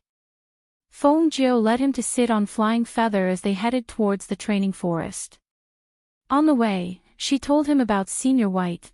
One day later, in the morning, the two of them arrived at the boundary of the forest. Looking at the forest, she couldn't help but think about how she had escaped here. After escaping from the Hall of Hell, she didn't know how long she had walked and how many mountains she had crossed before she reached this place. Thinking about how she had been caught by the uncle in the end, she couldn't help but shake her head. Everything was fated. As long as it was fated, no matter how they avoided or escaped, they would still bump into each other, and they would still walk together. Fengzhou, there's a boundary here. We can't go in. Why don't we go somewhere else? This place looks really creepy. Bai Xiao looked at the stone tablet at the side that was engraved with the words, important training ground, boundary protection, vicious villains, ferocious beasts everywhere. Seeing those words, he couldn't help but want to retreat. What if he couldn't get out of such a dangerous place? We came here. Moreover, this place isn't a place where you can enter and leave as you wish. She smiled and waved the 2 white jade tokens in her hand.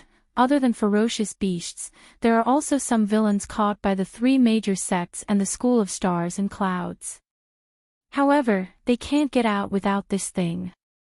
They can only be trapped inside and become a dangerous training ground for the 3 major sects and the School of Stars and Clouds.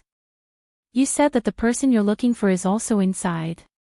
You said that the people trapped here were all villains. Hee, there are exceptions to everything. Alright, let's not talk about it anymore. Let's go in. She put a hand on his shoulder and pushed him in without giving him a chance to hesitate. Their bodies seemed to pass through a layer of air. The air was slightly distorted and they were squeezed in. She was also a little curious about this boundary. After all, she had entered without a jade token the last time. Fengzhou, this place is eerie, and the presence gives me a very dangerous feeling. The man who had no power to protect himself nervously grabbed Fengzhou's red coat. He couldn't be blamed for being timid. Even though he came from a family of familiars, his familiars would always have people protecting them. Even in the extremely dangerous dire beast forest, he wasn't afraid, because he knew that if there was any danger, the people around him would definitely protect him from any harm. However, it was different here. Although Fengzhou was familiar with him, they had only met twice. Who knew if he would run away if he was in danger? Fengzhou didn't know what he thought of her. If he knew, he would have kicked him twice. Seeing Zhao Hai's pale face, Fengzhou couldn't help but chuckle. He patted Zhao Hai's shoulder and said, "You need to train your courage. Since we're looking for people, I'll help you train your courage." "There's no need, right? I'm just a beast tamer, not a warrior. There's really no need." He waved his hand. However, how could he resist Fengzhou's persistence? Chapter 776. In the evening, Bai Xiao dragged an injured wild boar to a tree and shouted, "Fengzhou, look, the single-horned rhinoceros caught this for me. It's so big, it's enough for us to eat for several days after roasting. You handle it. I'll rest for a while." Fengzhou said lazily from the tree. They had been walking around in the forest for nearly a day, but other than encountering ferocious beasts, they hadn't seen any villains. This forest was so big that even if she sat on Flying Feather and walked around for 2 or 3 days, she probably wouldn't be able to finish exploring it. How was she going to find Xianghua in this forest? It was really a little troublesome. "Okay, then you rest for a while. I'll call you when it's done roasting," he said without looking up as he handled the wild boar. However, when he was about to start a fire, he realized that there weren't enough branches, so he planned to go around and pick some up. "I'll go and pick up some branches to use as firewood. I'll be back in a while," he said to Fengzhou as he walked forward. Fengzhou didn't mind. The 2 of them had been through this area before, so it wasn't dangerous. However, when she glanced at his back and closed her eyes again, she heard a cry of surprise after a few breaths. She immediately opened her eyes and rushed toward the sound. When she arrived at where Bai Xiao was, she saw several burly men holding large swords to her neck. Her eyes couldn't help but flicker. "What are you doing?" She leaned against the tree and asked lightly. She didn't walk forward and just looked at the men with her arms crossed. "Kid, are you too new here?" a burly man asked in a rough voice. Her eyes flickered, and she nodded. "Yes, we just came in today." "Which group are you from? How did you get in?" The burly man was still asking, as if he was guessing the credibility of Fengzhou's words. "Which group are you from? Which group are you from when you come in?" She looked at the burly men with slight surprise. Judging by the strong smell of blood on them, they must have killed many people. "Of course, tell me your name and how did you get in? Speak." Hearing this, Fengzhou's lips curled up slightly. He played with a strand of his hair as he said, "Listen well, I am the handsome and extraordinarily handsome man known as the flower thief Jade-Faced Fox, who is known as the invincible flower thief in the world." Hearing the long name, the few ferocious-looking men were stunned. They looked at Fengzhou with a strange expression and curled their lips, saying, to put it bluntly, "He's just a lowly flower thief." "But what about this guy?" He patted Bai Zhao's face and asked. That's about right. But I have a name, Jade-Faced Fox. That brat is my little brother," she said with a smile. "I don't care if you are a flower thief or a jade-faced fox. Once you enter this place, you will either die or surrender. Which one do you choose?" The burly man patted Bai Zhao's shoulder with the large knife in his hand, making a pang, pang, pang sound. He was so shocked that his face turned pale. "This doesn't mean I'll surrender to you guys, right?" She rubbed her chin and looked at them as she asked. You don't know because you're new here. There are rules here. If you follow the boss, you'll have meat to eat. Even if you're trapped here, you'll definitely be able to get out one day and kill them all." "Oh, I see. Then of course we'll surrender. Who wouldn't want to suck up to someone powerful? Isn't that right?" she said with a smile, her gaze landing on the large knife resting on Bai Zhao's shoulder. Chapter 777. Hearing this, the burly man moved his saber away and said to the two of them, "Let's go." As he spoke, they surrounded Fengzhou and Bai Zhao in the middle to prevent them from escaping. "Wait," Fengzhou shouted. "Are you going back on your word?" The burly man glared at him fiercely. "Of course not. I was just thinking that since it's our first visit, we should at least bring some gifts for Big Brother, right?" She smiled and pointed to a place not far away. "There's a wild boar we hunted earlier over there. Let's carry it together." "Pfft, I didn't expect you to be so tactful." One of them sneered and strode over. Not long after, he carried the wild boar that Bai Zhao had hunted over. The few of them followed him all the way into the depths. On the way, Bai Zhao tugged at Fengzhou's sleeve and winked at him, asking what to do next. Seeing this, Fengzhou smiled disapprovingly. He lowered his voice and whispered in his ear, "Play it by ear. Don't be afraid." "What are the two of you chattering about?" someone shouted from behind. "My little brother is timid. I was just telling him not to be afraid. Now that we're here, there's someone protecting us." Fengzhou turned around and smiled. His dazzling smile made the burly man mutter under his breath. He was indeed a flower picker. His face was even more beautiful than a woman's. Under their lead, the few of them went deeper into the depths of the forest and walked on the path that was covered with arrays. Her eyes flickered. There were a lot of talents here. The arrays here were ingenious. One after another, it was somewhat beyond her expectations. Who set up this array? It's so ingenious. Hey, I didn't expect you to have such good eyesight. You can see the ingenuity of this array at once. A burly man behind them grinned. This array was set up by Big Brother. It's because of this array that we can move around more freely. Moreover, those ferocious beasts can't do anything to us. Oh. I see. Then boss is the strongest person here. she asked. The average strength here is around Great Soul Master. There are also peak Great Soul Masters. Boss seems to be a peak Great Soul Master. However, I heard Boss say that Xiang Hua is also here. His strength is not only a Great Soul Master, but it is said that he is savage by nature. Boss is thinking of ways to rope him in. Shut up. Why are you talking so much to him? The big man in front turned around and shouted.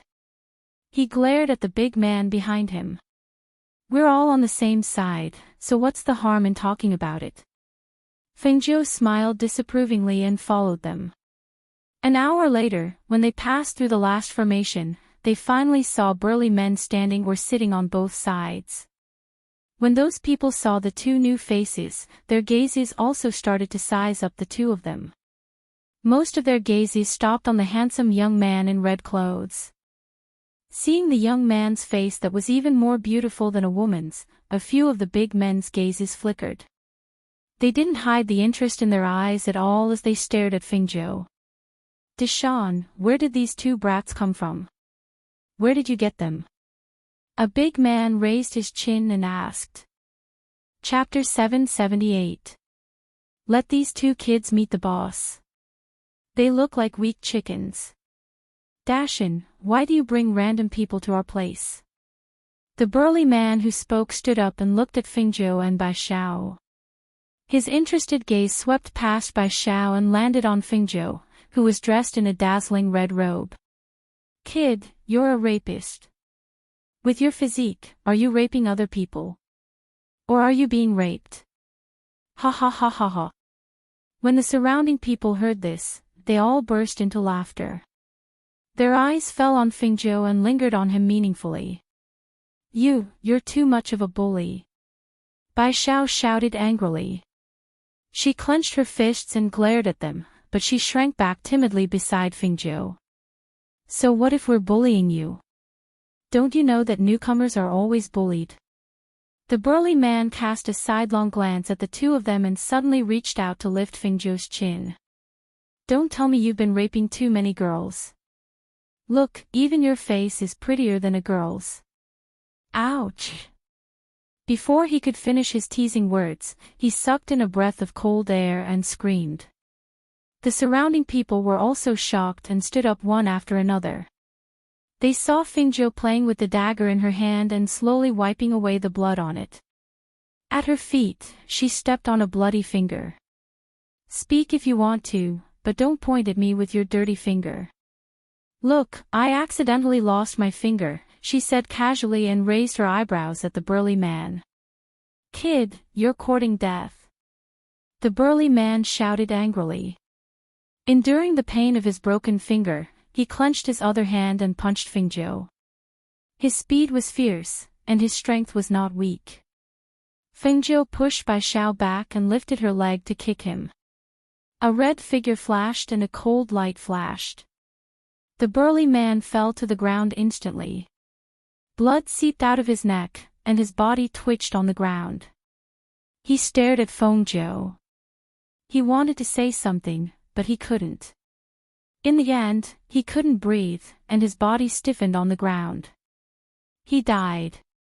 Seeing that the young man killed a great spiritual master in one move, the few people who originally wanted to step forward hesitated.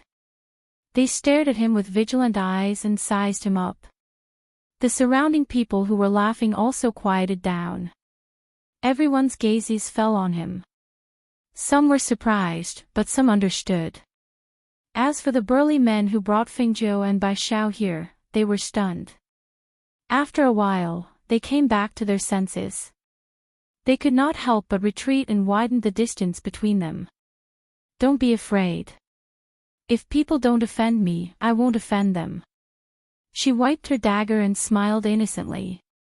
Actually, I don't like this kind of fighting and killing. It's just that sometimes, no one listens to me when I talk, so I can only use violence. Don't take offense. The surroundings were quiet. No one responded to her. They only stared at the red-clothed young man as if he was a monster. They were all extremely evil people and had killed many people. At this moment, they deeply understood that a person who took people's lives while talking and laughing was far more terrifying than anyone else present. Just as everyone was silent and the atmosphere in the air became heavy and oppressive, the wooden door in the treehouse opened with a creak. Chapter 779. Fengjiu thought that the person who could be called boss by these brawny men would at least be a tall and sturdy man, or a cultivator with a stout physique, or a bloodthirsty murderer with a fiendish expression. However, the person who walked out greatly exceeded her expectations. It was a young man who looked to be in his early 20s. He wore a student uniform that she didn't know which Academy of Stars and Clouds he got from. His temperament looked so gentle and harmless, and his smiling eyes gave people the same feeling. However, in Fengjiu's eyes, this person was like a smiling tiger. The cultivation of a peak great soul master seemed harmless, but it was fatal. No wonder he could become the boss of these people at such a young age. Obviously, without some methods, he wouldn't be able to shake these vicious and evil people. How should I address you? The man stood on the treehouse and looked down at Fengjiu, who was wearing a red dress that was as dazzling as the sun. Without waiting for Fengjiu to speak, the brawny man who led the way hurriedly said, "Boss, this brat said he's some flower thief, jade-faced fox." "Yes, that's right. I'm the flower thief known as Jade-Faced Fox." Fengjiu smiled and nodded her head as she spoke. The man's eyes carried a smile. "You don't have any evil aura on you, so how could you be a flower thief? Speak. Why are you looking for us?" Hearing this, Fengjiu smiled. "That's where you're wrong. Clearly, you guys were the ones who asked me to come here. How did it become me looking for you?" As she spoke, she glanced at the few people who led the way. "Boss, we caught them after we met them. If you find them pleasing to the eye, we'll just chase them out." The brawny men said, somewhat worried that the boss on the treehouse would get angry. After all, his methods were still frightening. It's easier to invite a god than to send him away. Since he's here, do you think he'll leave so easily? The man glanced at the few people. Although he had a smile on his face, his expression revealed a bloodthirsty aura. Hearing this, Fengjiu couldn't help but chuckle. "Don't worry, I don't want to find trouble with you. I just want to help you guys find someone here." Her voice slightly paused, and she glanced back. Her gaze fell on the wild boar. "Look, I even brought you a gift of thanks." The surrounding people's mouths twitched. A wild boar as a gift? This person really wasn't polite. Hearing this, the man on the treehouse smiled and asked, "I wonder who you're looking for." "Xianghua." She looked at the man and said, "Heavenly Yuan Palace's left enforcer Xianghua." The man's eyes flickered. "How did you know he was here?" "Of course, I've met him." "Can I ask why you're looking for him?" "He's a helper." "Are you interested?" She looked at the young man mockingly. She was a little curious. How could such a young man be caught and trapped in here? The man smiled and said, "Let Xianghua be your assistant? You're quite arrogant." He smiled and walked down from the treehouse, saying, "We've been looking for Xianghua for some time, and we know where he stays in this forest.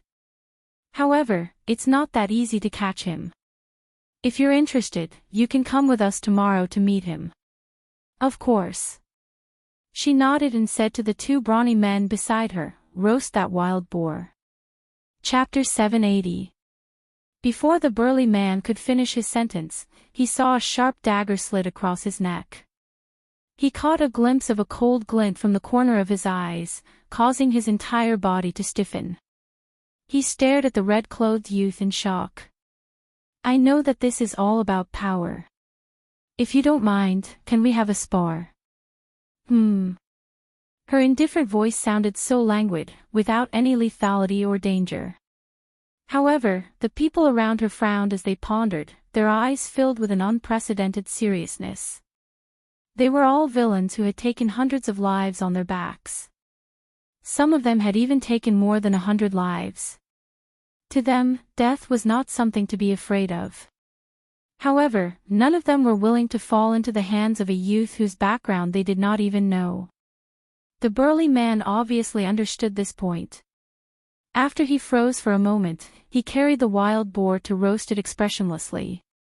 "Why are you all staring at me?" She raised her eyebrows and swept her gaze across the crowd. After her gaze swept past them, they either looked away or retracted their gazes. The man's gaze swept past the accessory on the young man's waist that was half covered by the young man's red robes. After that, he said, "Are you a student of the School of Stars and Clouds? To be able to obtain one of the 3 treasures of the Heavenly Nebula Tower, the rainbow-glazed feather, you are obviously not an ordinary person.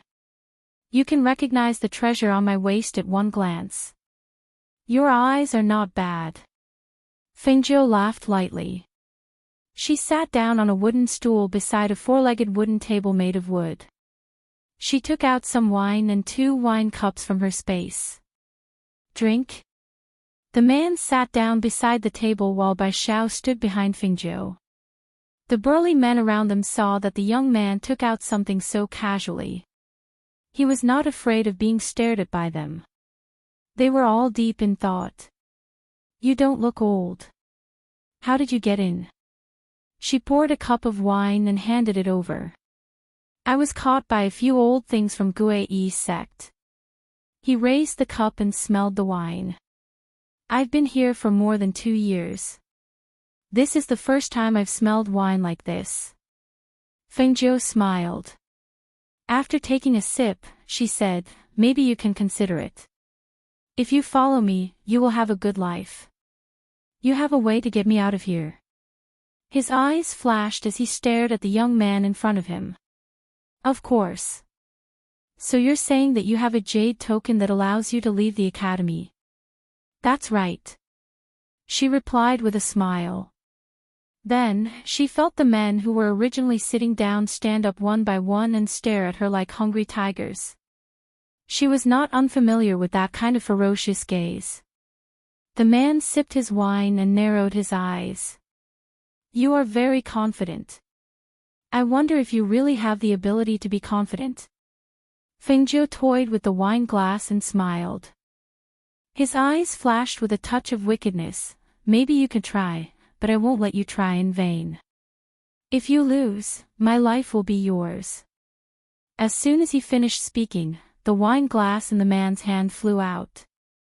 At the same time, he flipped his hand and a dagger was held in a reverse grip towards Fengjiu. Fengjiu tossed the wine glass in his hand. He raised his hand and spiritual energy flowed out.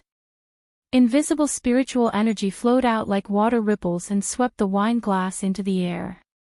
He reached out and grabbed the man's wrist that was holding the dagger and twisted it to the back. He easily parried the man's attack with his other hand. He raised his leg and kicked the man's calf. The man's knee hurt and fell forward. Chapter 781. Fengjiu flicked her other hand with spiritual power and caught the 2 wine cups without looking up. She gently placed them on the table. She stared at the man and said with a smile, "Your life is really worthless." The man stiffened slightly. His chin was slightly raised because of the dagger pressed against his throat. He looked up at the red-clothed youth who was smiling dazzlingly in front of him. Although his expression didn't show it, his heart was slightly shaken. He knew very well what kind of skills he had, but this youth's skills were actually above his. He subdued him with a raise of his hand, and the dagger pressed against his throat was his own. The burly men who stood up around them stared at the 2 of them with different expressions. Some of them originally wanted to attack, but when they saw the youth subduing their boss in a few moves, they all held back. They were all great spiritual masters. Seeing how the youth killed one of them in the blink of an eye and then subdued their boss, they already knew that his skills were definitely above that of a great spiritual master. However, above great spiritual masters were foundation establishment cultivators. Could it be that this youth was already a foundation establishment cultivator? Fengjiu withdrew her hand and sat down with a flick of her robe. Her slender white fingers tapped on the table. Pour the wine. Bai Xiao, who was standing to the side, was startled. When he came back to his senses, he picked up the wine jar and was about to pour wine for her, but she stopped him. I'm not talking to you. Go sit on the side.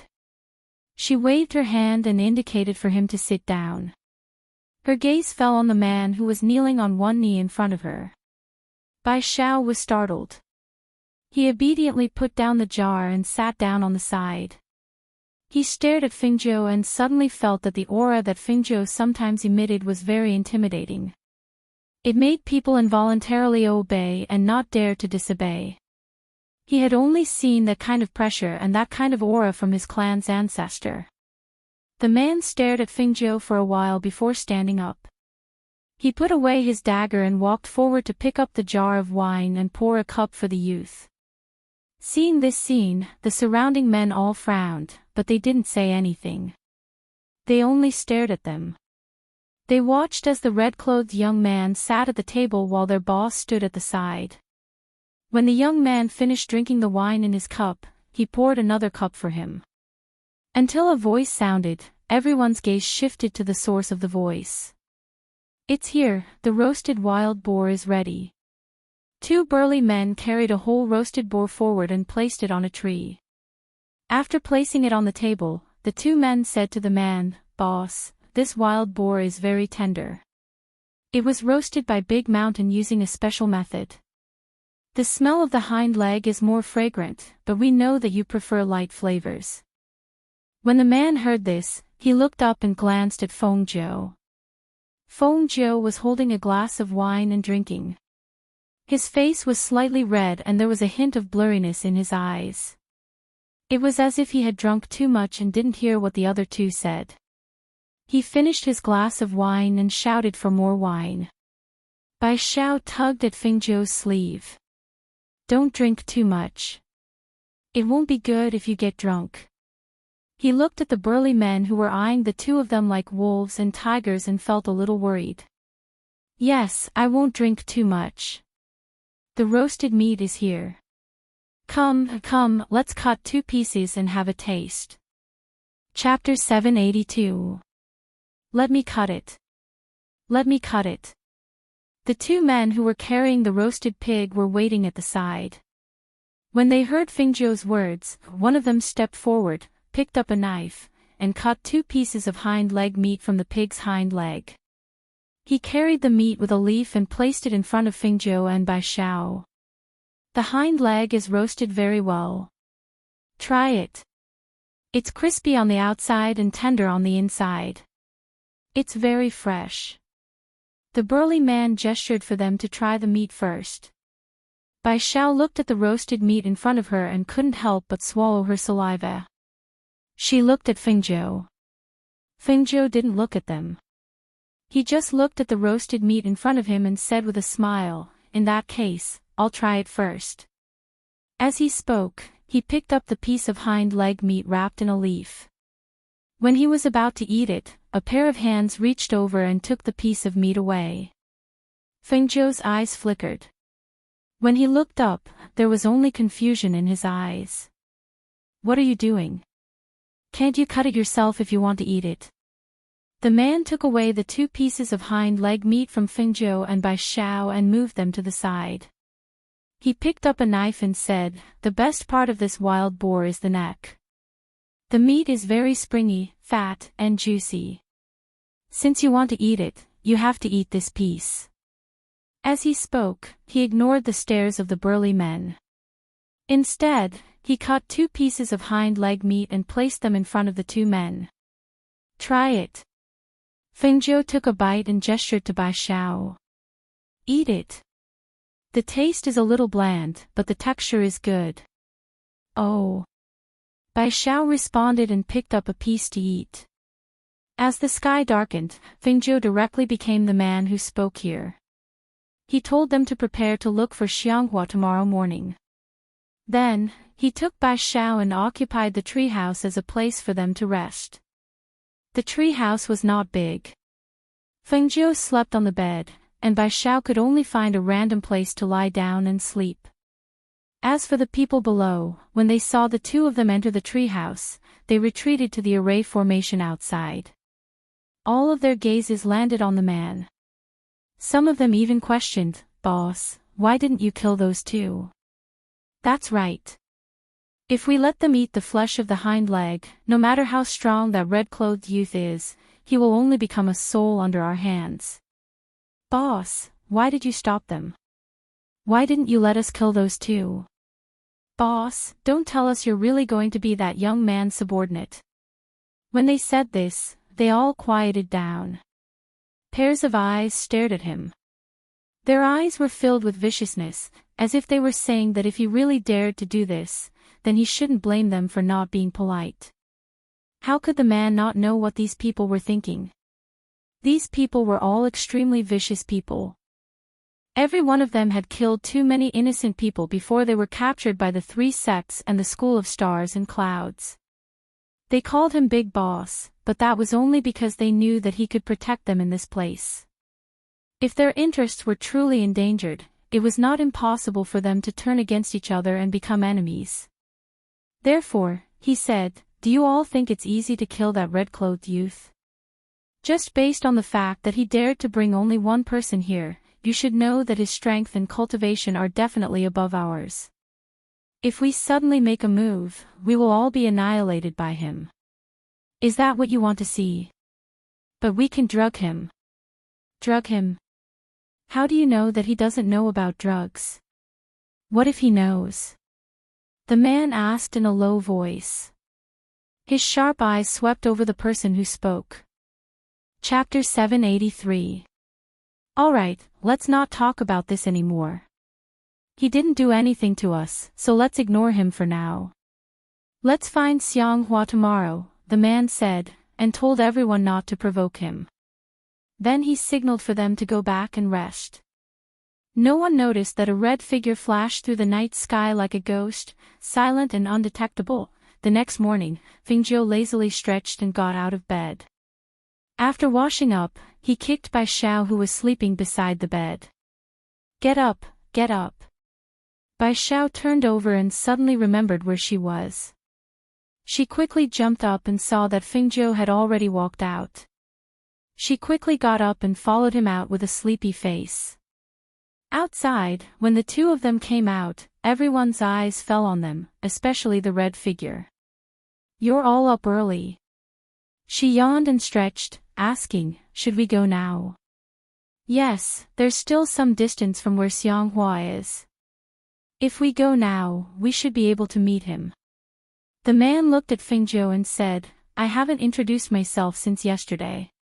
I'm Du Fan, known as the Iron Fan Scholar." "Iron Fan Scholar?" Fengjiu was slightly stunned and looked him up and down.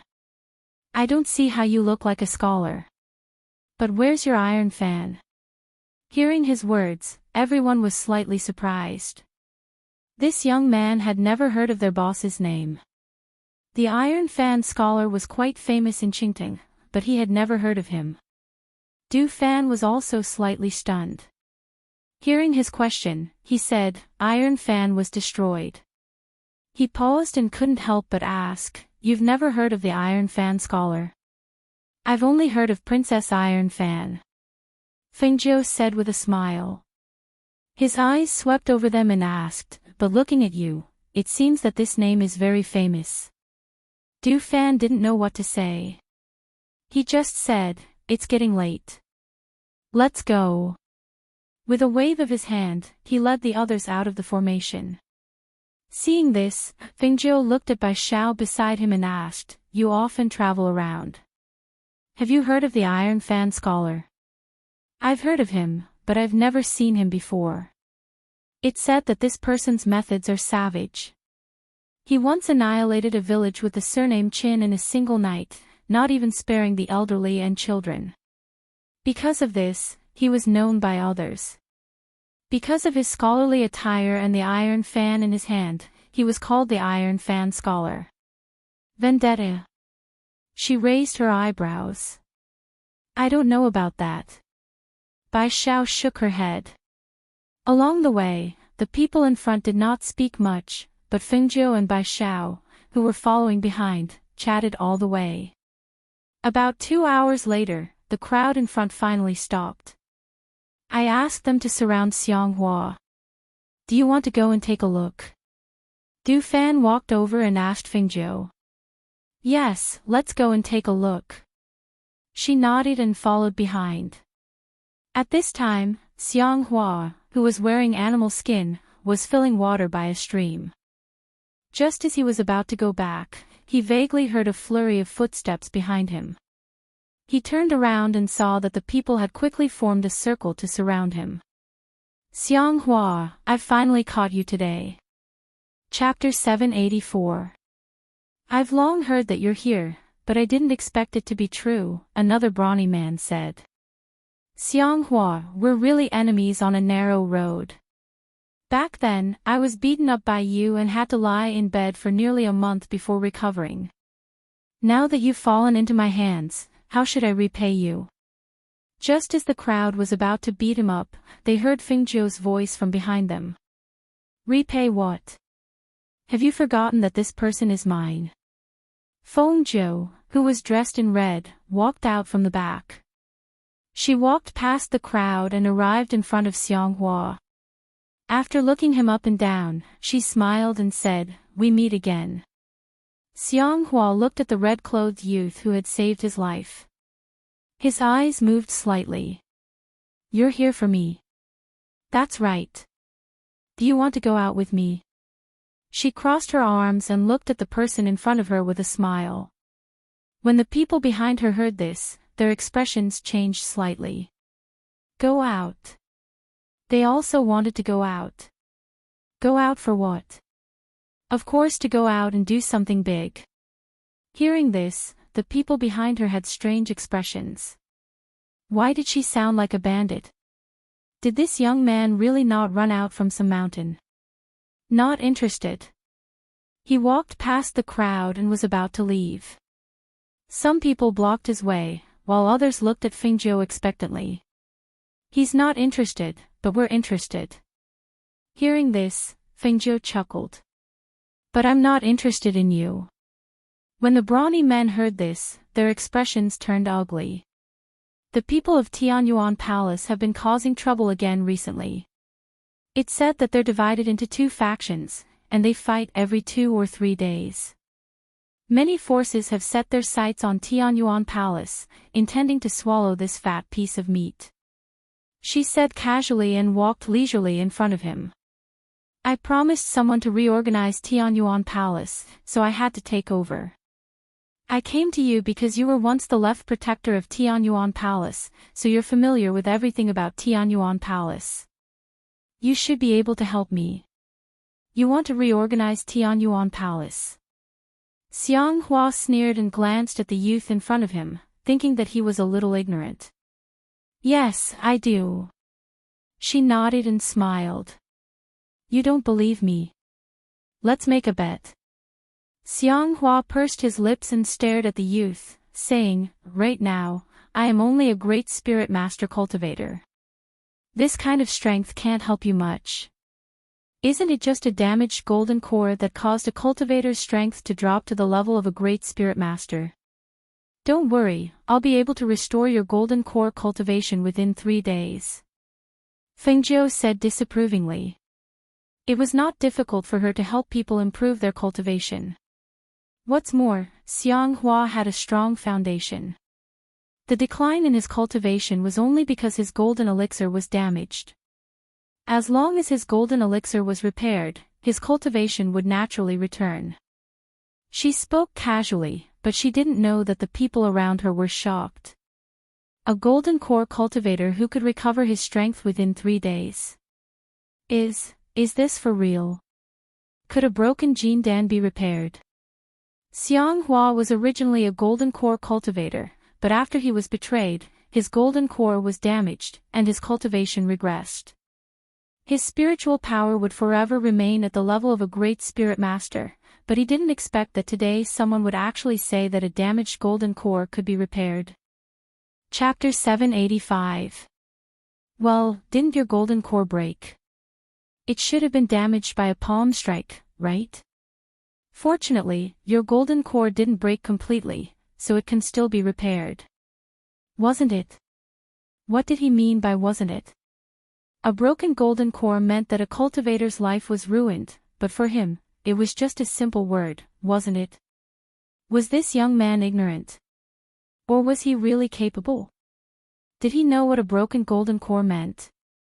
I've never heard of a broken golden core being repaired. Why should I believe you? At this moment, Xianghua couldn't take a step forward. His whole body was tense, and his hands under his sleeves were tightly clenched into fists, suppressing the excitement in his heart. On the side, Du Fan also looked at the red-clothed young man in shock. He could tell that he wasn't joking, but seemed to really have the ability and a way to repair the damaged golden core. Pfft! Fengjiu sneered and glanced at him. I don't believe that you don't want to try in 2 days. As she spoke, she turned and walked in the direction of the treehouse. Bai Xiao hurriedly followed, thinking, repairing the golden core. It seems that I've never heard of it. However, can Fengjiu really do it?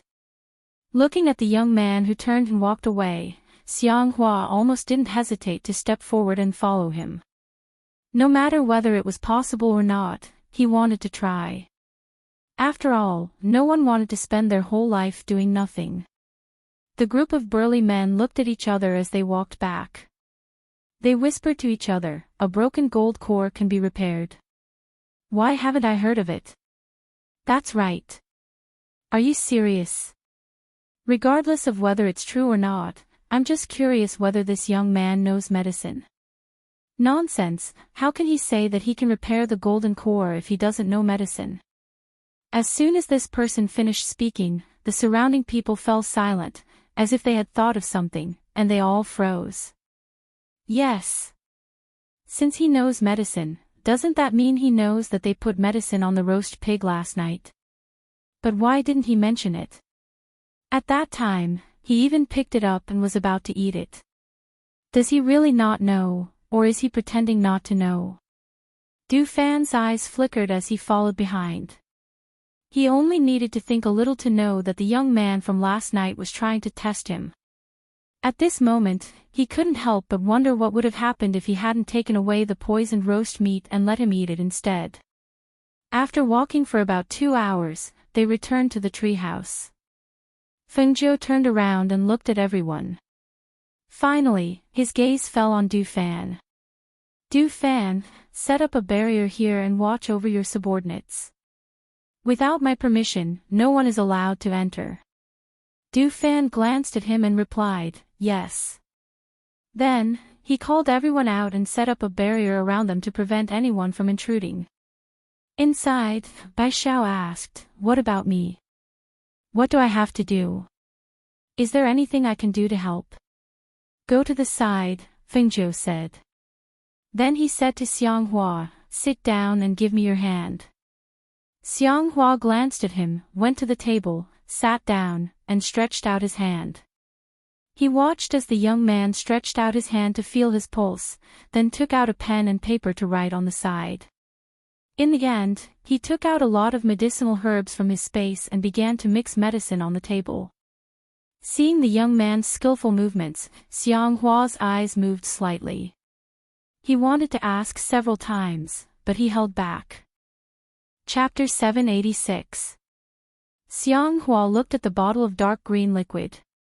His eyes moved slightly, but he still didn't say anything. He picked it up and drank it in one gulp.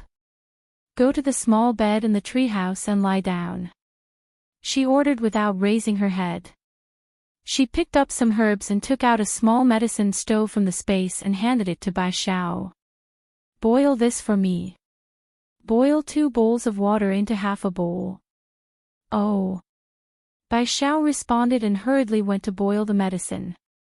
Xianghua went up to the treehouse. It didn't take long for him to feel a little dizzy.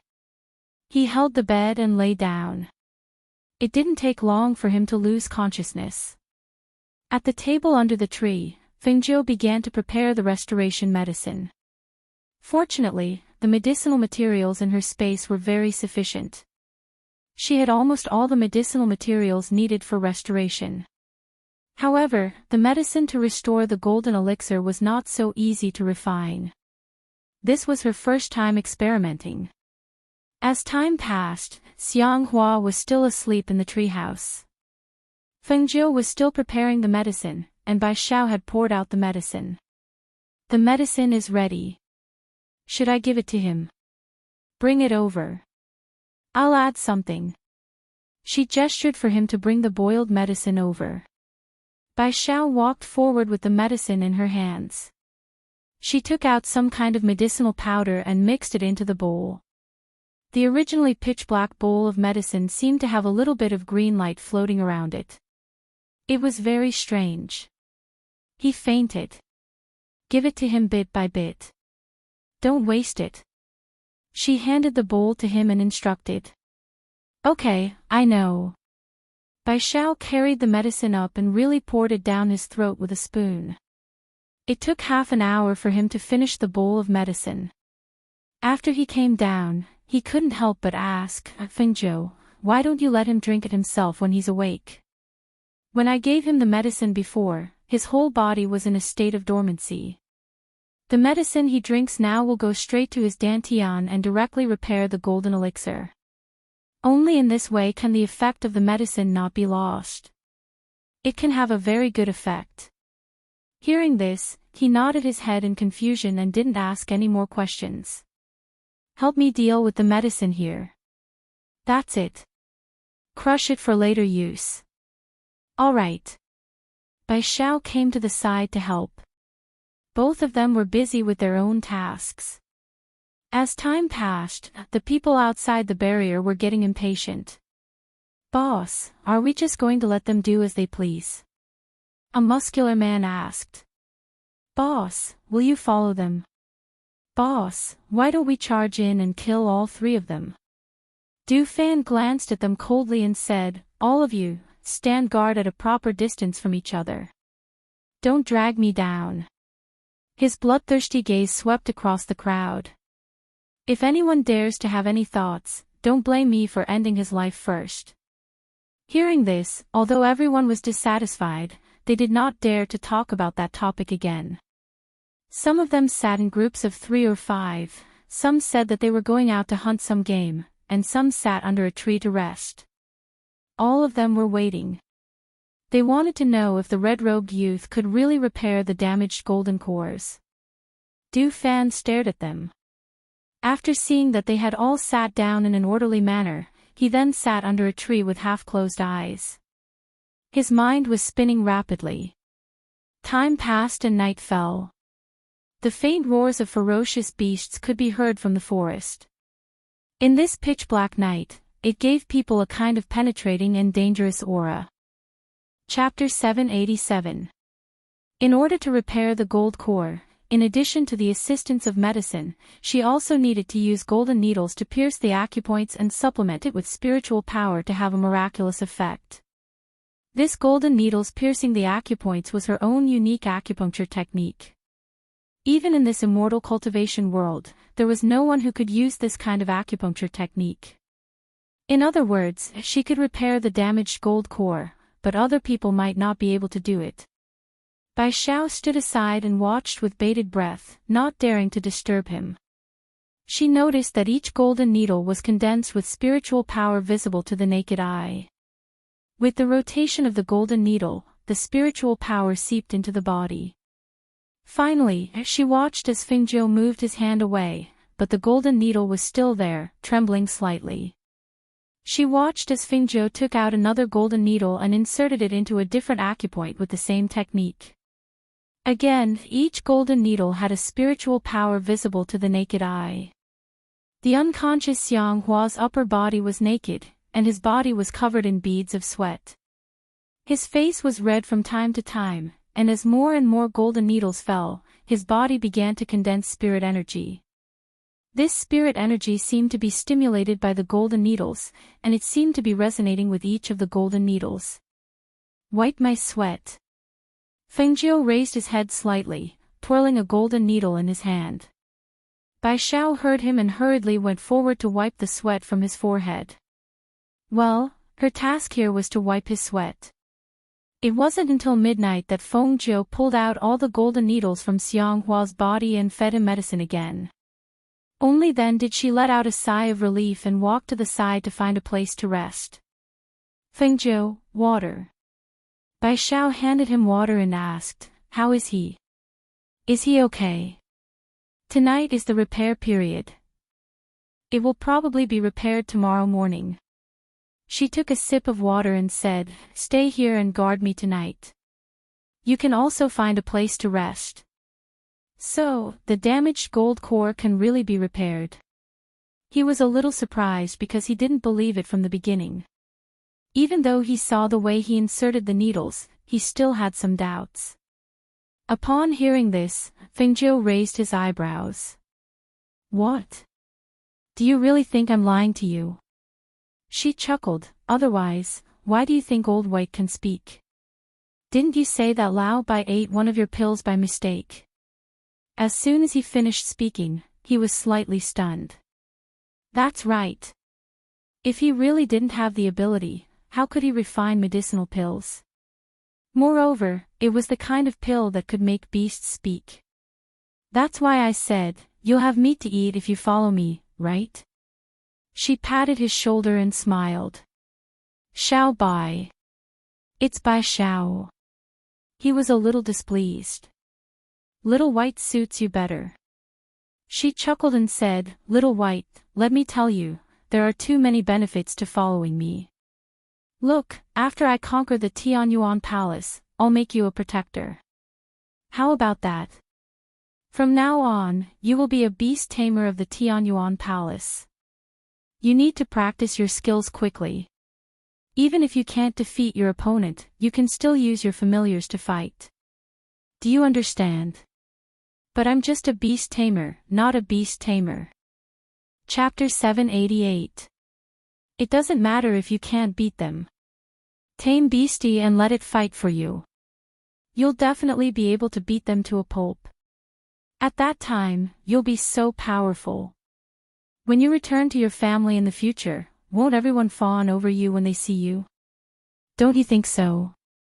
Upon hearing Feng Zhou's words, Bai Xiao was completely intoxicated by the future she had planned for him. Listening to it, she felt that it was really the case. She could not help but feel excited. So, even if my combat strength is not good, as long as I become a beast tamer, I can let Beastie fight for me. His eyes were shining, and there was unconcealable excitement in his words. Of course. Feng Zhou nodded affirmatively. So, beast tamers have a very bright future. Feng Zhou, don't worry. I'll definitely work hard and won't let you down. He said confidently. The little bit of lack of confidence and timidity in his heart had long been replaced by excitement and exhilaration. Well, I have faith in you. Good luck. She patted him on the shoulder and said, I'll take a rest first. As she spoke, she took out a cloak and covered herself with it. Then, she sat back and closed her eyes to rest. The night seemed to pass by peacefully. That night, Du Fan completed the task given by Feng Zhou very well. He guarded the formation and did not let anyone step inside. Last night, two big men wanted to enter while he was resting, but they were both killed by him. Perhaps the bloody scene shocked everyone and made them stop thinking about it. At dawn, Feng Zhou, who was in the treehouse, examined Xiang Hua's body. He covered his dantian with his palm and probed his damaged golden elixir.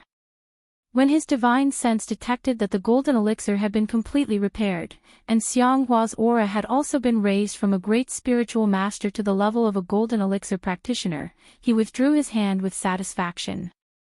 Feng Zhou, his aura has now returned to the level of a golden elixir practitioner. Bai Xiao squatted next to him and asked. Yes, I've recovered.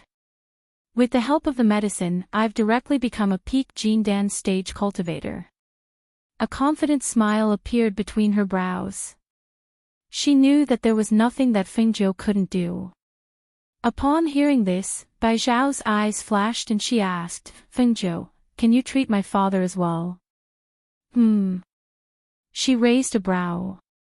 Your father also injured his core formation.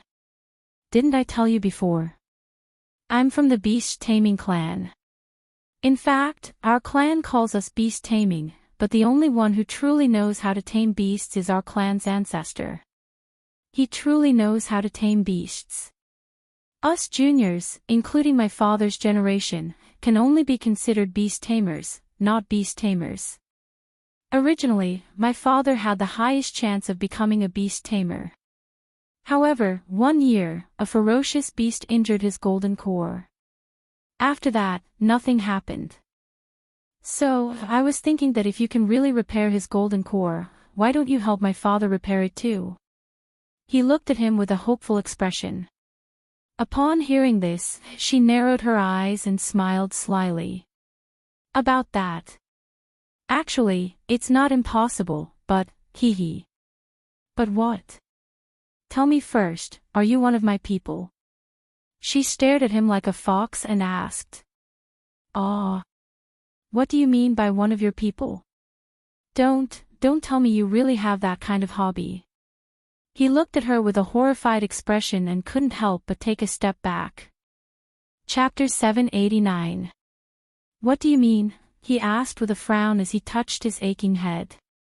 Hearing this, Fengzhou sighed. I'm really curious. How did you survive until now after leaving the family for so long? She had no choice but to make things clear when she met such an ignorant person. It means that you have to be loyal to me and can't betray me. Deal? Hearing this, he thought for a moment. Well, actually, it's possible. It means that I recognize you as my master, right? I submit to you, and then you protect me and my family. You seem to be quite strong, so you should have the ability to protect my family. So, of course, I'll do it. Fengzhou glared at him. She wanted to take back what she had just said. This guy was just pretending to be stupid. With one sentence, he directly asked her to protect his family. You should hurry up and train your familiar. Otherwise, I'll lose too much. As the two were talking, they heard Xianghua move on the bed. They looked at him and saw his hand move. Not long after, he opened his eyes. You're awake. Fengzhou stood by the bed and looked at Xianghua, who turned over and sat up. He couldn't hide the excitement on his face. How do you feel? The spiritual force in my body is abundant and vigorous. That's the aura of the peak of the golden elixir realm. He looked shocked and looked at Fengzhou. You really repaired my golden elixir and promoted my cultivation to the peak of the golden elixir realm. What do you mean you? From now on, you have to call me master, Bai Zhao said from the side. Just call me ninth young master, Fengzhou said with a smile and squinted her eyes. Hearing this, Xianghua immediately knelt on one knee and saluted. Greetings, ninth young master. Thank you for your great kindness. Repairing the golden elixir was a great kindness. In this life, there was no harm in acknowledging her as his master. Get up. She gestured, moved her hand slightly, and took out the Qingfeng sword. She asked, Xianghua, do you recognize this? Xianghua looked at the seven-star gorgeous sword. After the sword was opened, a green light burst out. The words faintly appeared on the sharp sword blade made his eyes narrow. Qingfeng sword. That's right, it's the Qingfeng sword. Do you know why I'm looking for you? Apart from your familiarity with the Heavenly Yuan Palace, more importantly, you're the first guardian of the Heavenly Yuan Palace. You're also the person who followed my master, Chu Batian. Young master's master is the palace lord. He widened his eyes in shock. He didn't expect the young man in front of him to have a master-disciple relationship with the palace master. Immediately, he asked, what about the palace master? He's now The heavenly Yuan Palace declined decades ago, and he passed away decades ago. I only became his disciple because I was fated to meet him. I followed the will he left behind to find the Qingfeng sword and rebuild the heavenly Yuan Palace. At this moment, she did not have her usual playful and lazy expression. Instead, she was cold and serious. Therefore, I need your help. I want the heavenly Yuan Palace, which has been in decline for decades, to regain its prestige. Hearing this, he was so excited that his eyes reddened. Back then, I followed the palace lord and was promoted to left guardian by him. At that time, I was only in my early 20s and was only a great spiritual master. Who would have thought that after so many years, would be able to see the Qingfeng sword again and hear about rebuilding the heavenly Yuan Palace? Chapter 790. Seeing this, Bai Xiao hurriedly said, "Me too. Let's go. I came here to look for you.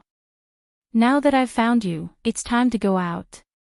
She said with a smile, stepped out of the treehouse, and jumped down directly from the top. She led the two people behind her out of the formation and went outside. When the people outside heard the footsteps, they all turned to look at the three people. When their eyes fell on Xianghua, they were shocked and looked at Fingzhou in disbelief. This young man really repaired the broken gold core. The pressure on Xianghua's body was no longer the same as what they had seen yesterday. In just one day, he had really raised his cultivation back to its original level. Du Fan's eyes swept over Xianghua and fell on Fingzhou, and his eyes lit up. He really didn't misjudge him. The people in front of them couldn't help but make way for them. They all retreated to the sides and watched the three of them walk all the way forward. At this time, Du Fan saluted the crowd and said, "Brothers, we'll meet again someday." As he spoke, he quickly followed the three people in front of him. "Boss, are you really going to go with them?" A man blocked him and asked angrily. "Of course, I can go out. Why would I choose to stay here with an unfathomable master?" Du Fan revealed a smile. Looking at the murderous glints in their eyes and the bloodthirsty ferocity that permeated the air, he immediately said, "As brothers, I advise you not to make a move. If you make a move, the ones who will die in the end will definitely be you. Risking your lives won't change anything, so why gamble your lives?" Hearing this, they all gritted their teeth, but they didn't move. They could only watch him leave quickly, catch up with the three people in front of him, and disappear from their sight. Damn it! He really left just like that. We've always called him boss, but at this time, he abandoned us and left. He really doesn't have the code of brotherhood. A burly man glared at Du Fan's departing figure and cursed loudly. "Well, what's there to be angry about? Don't tell me you wouldn't leave if it were you. It's the same no matter who it is. What real brother or fake boss? They're just making do with each other. If it weren't for the fact that they want to live a better life here, who would acknowledge a brat as their boss?"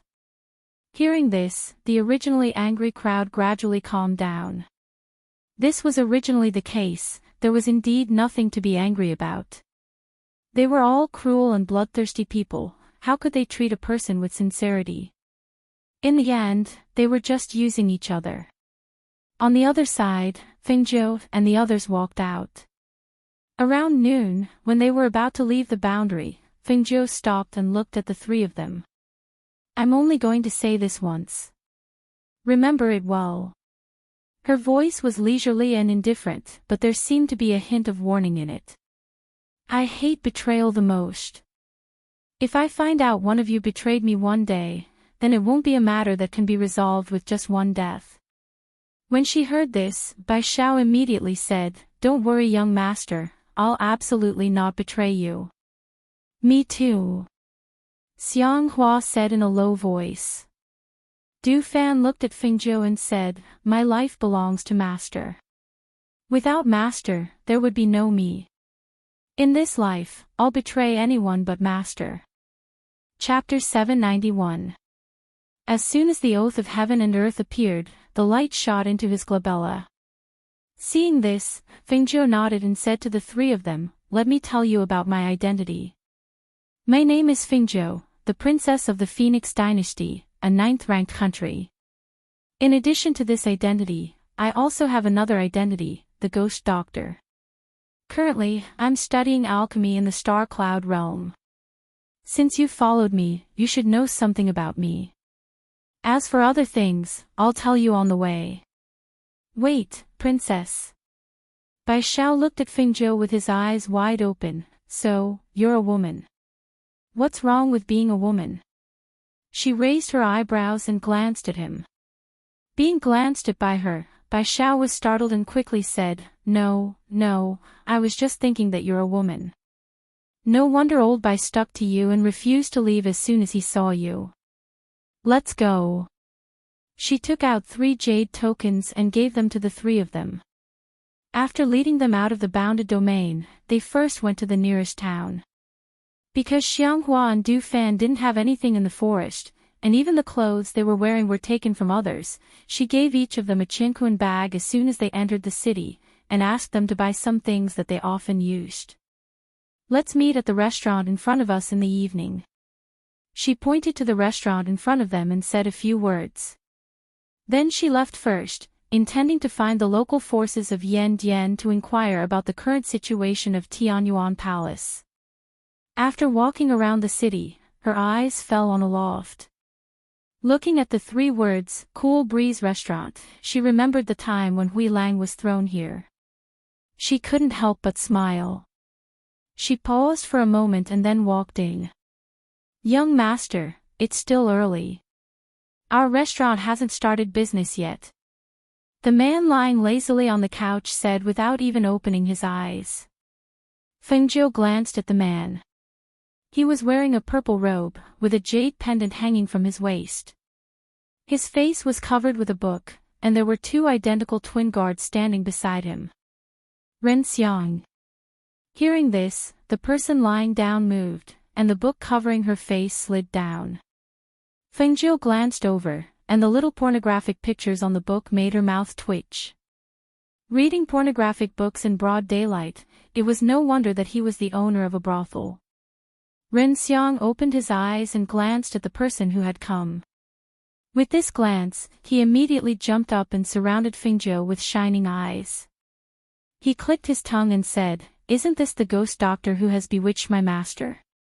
Why are you here? You even know that I'm running the Cool Breeze gang here." Fengzhou chuckled when he heard this nonsensical remark. "I heard from Hui Lang that you're in charge of this brothel. I just happened to pass by, so I came in to take a look."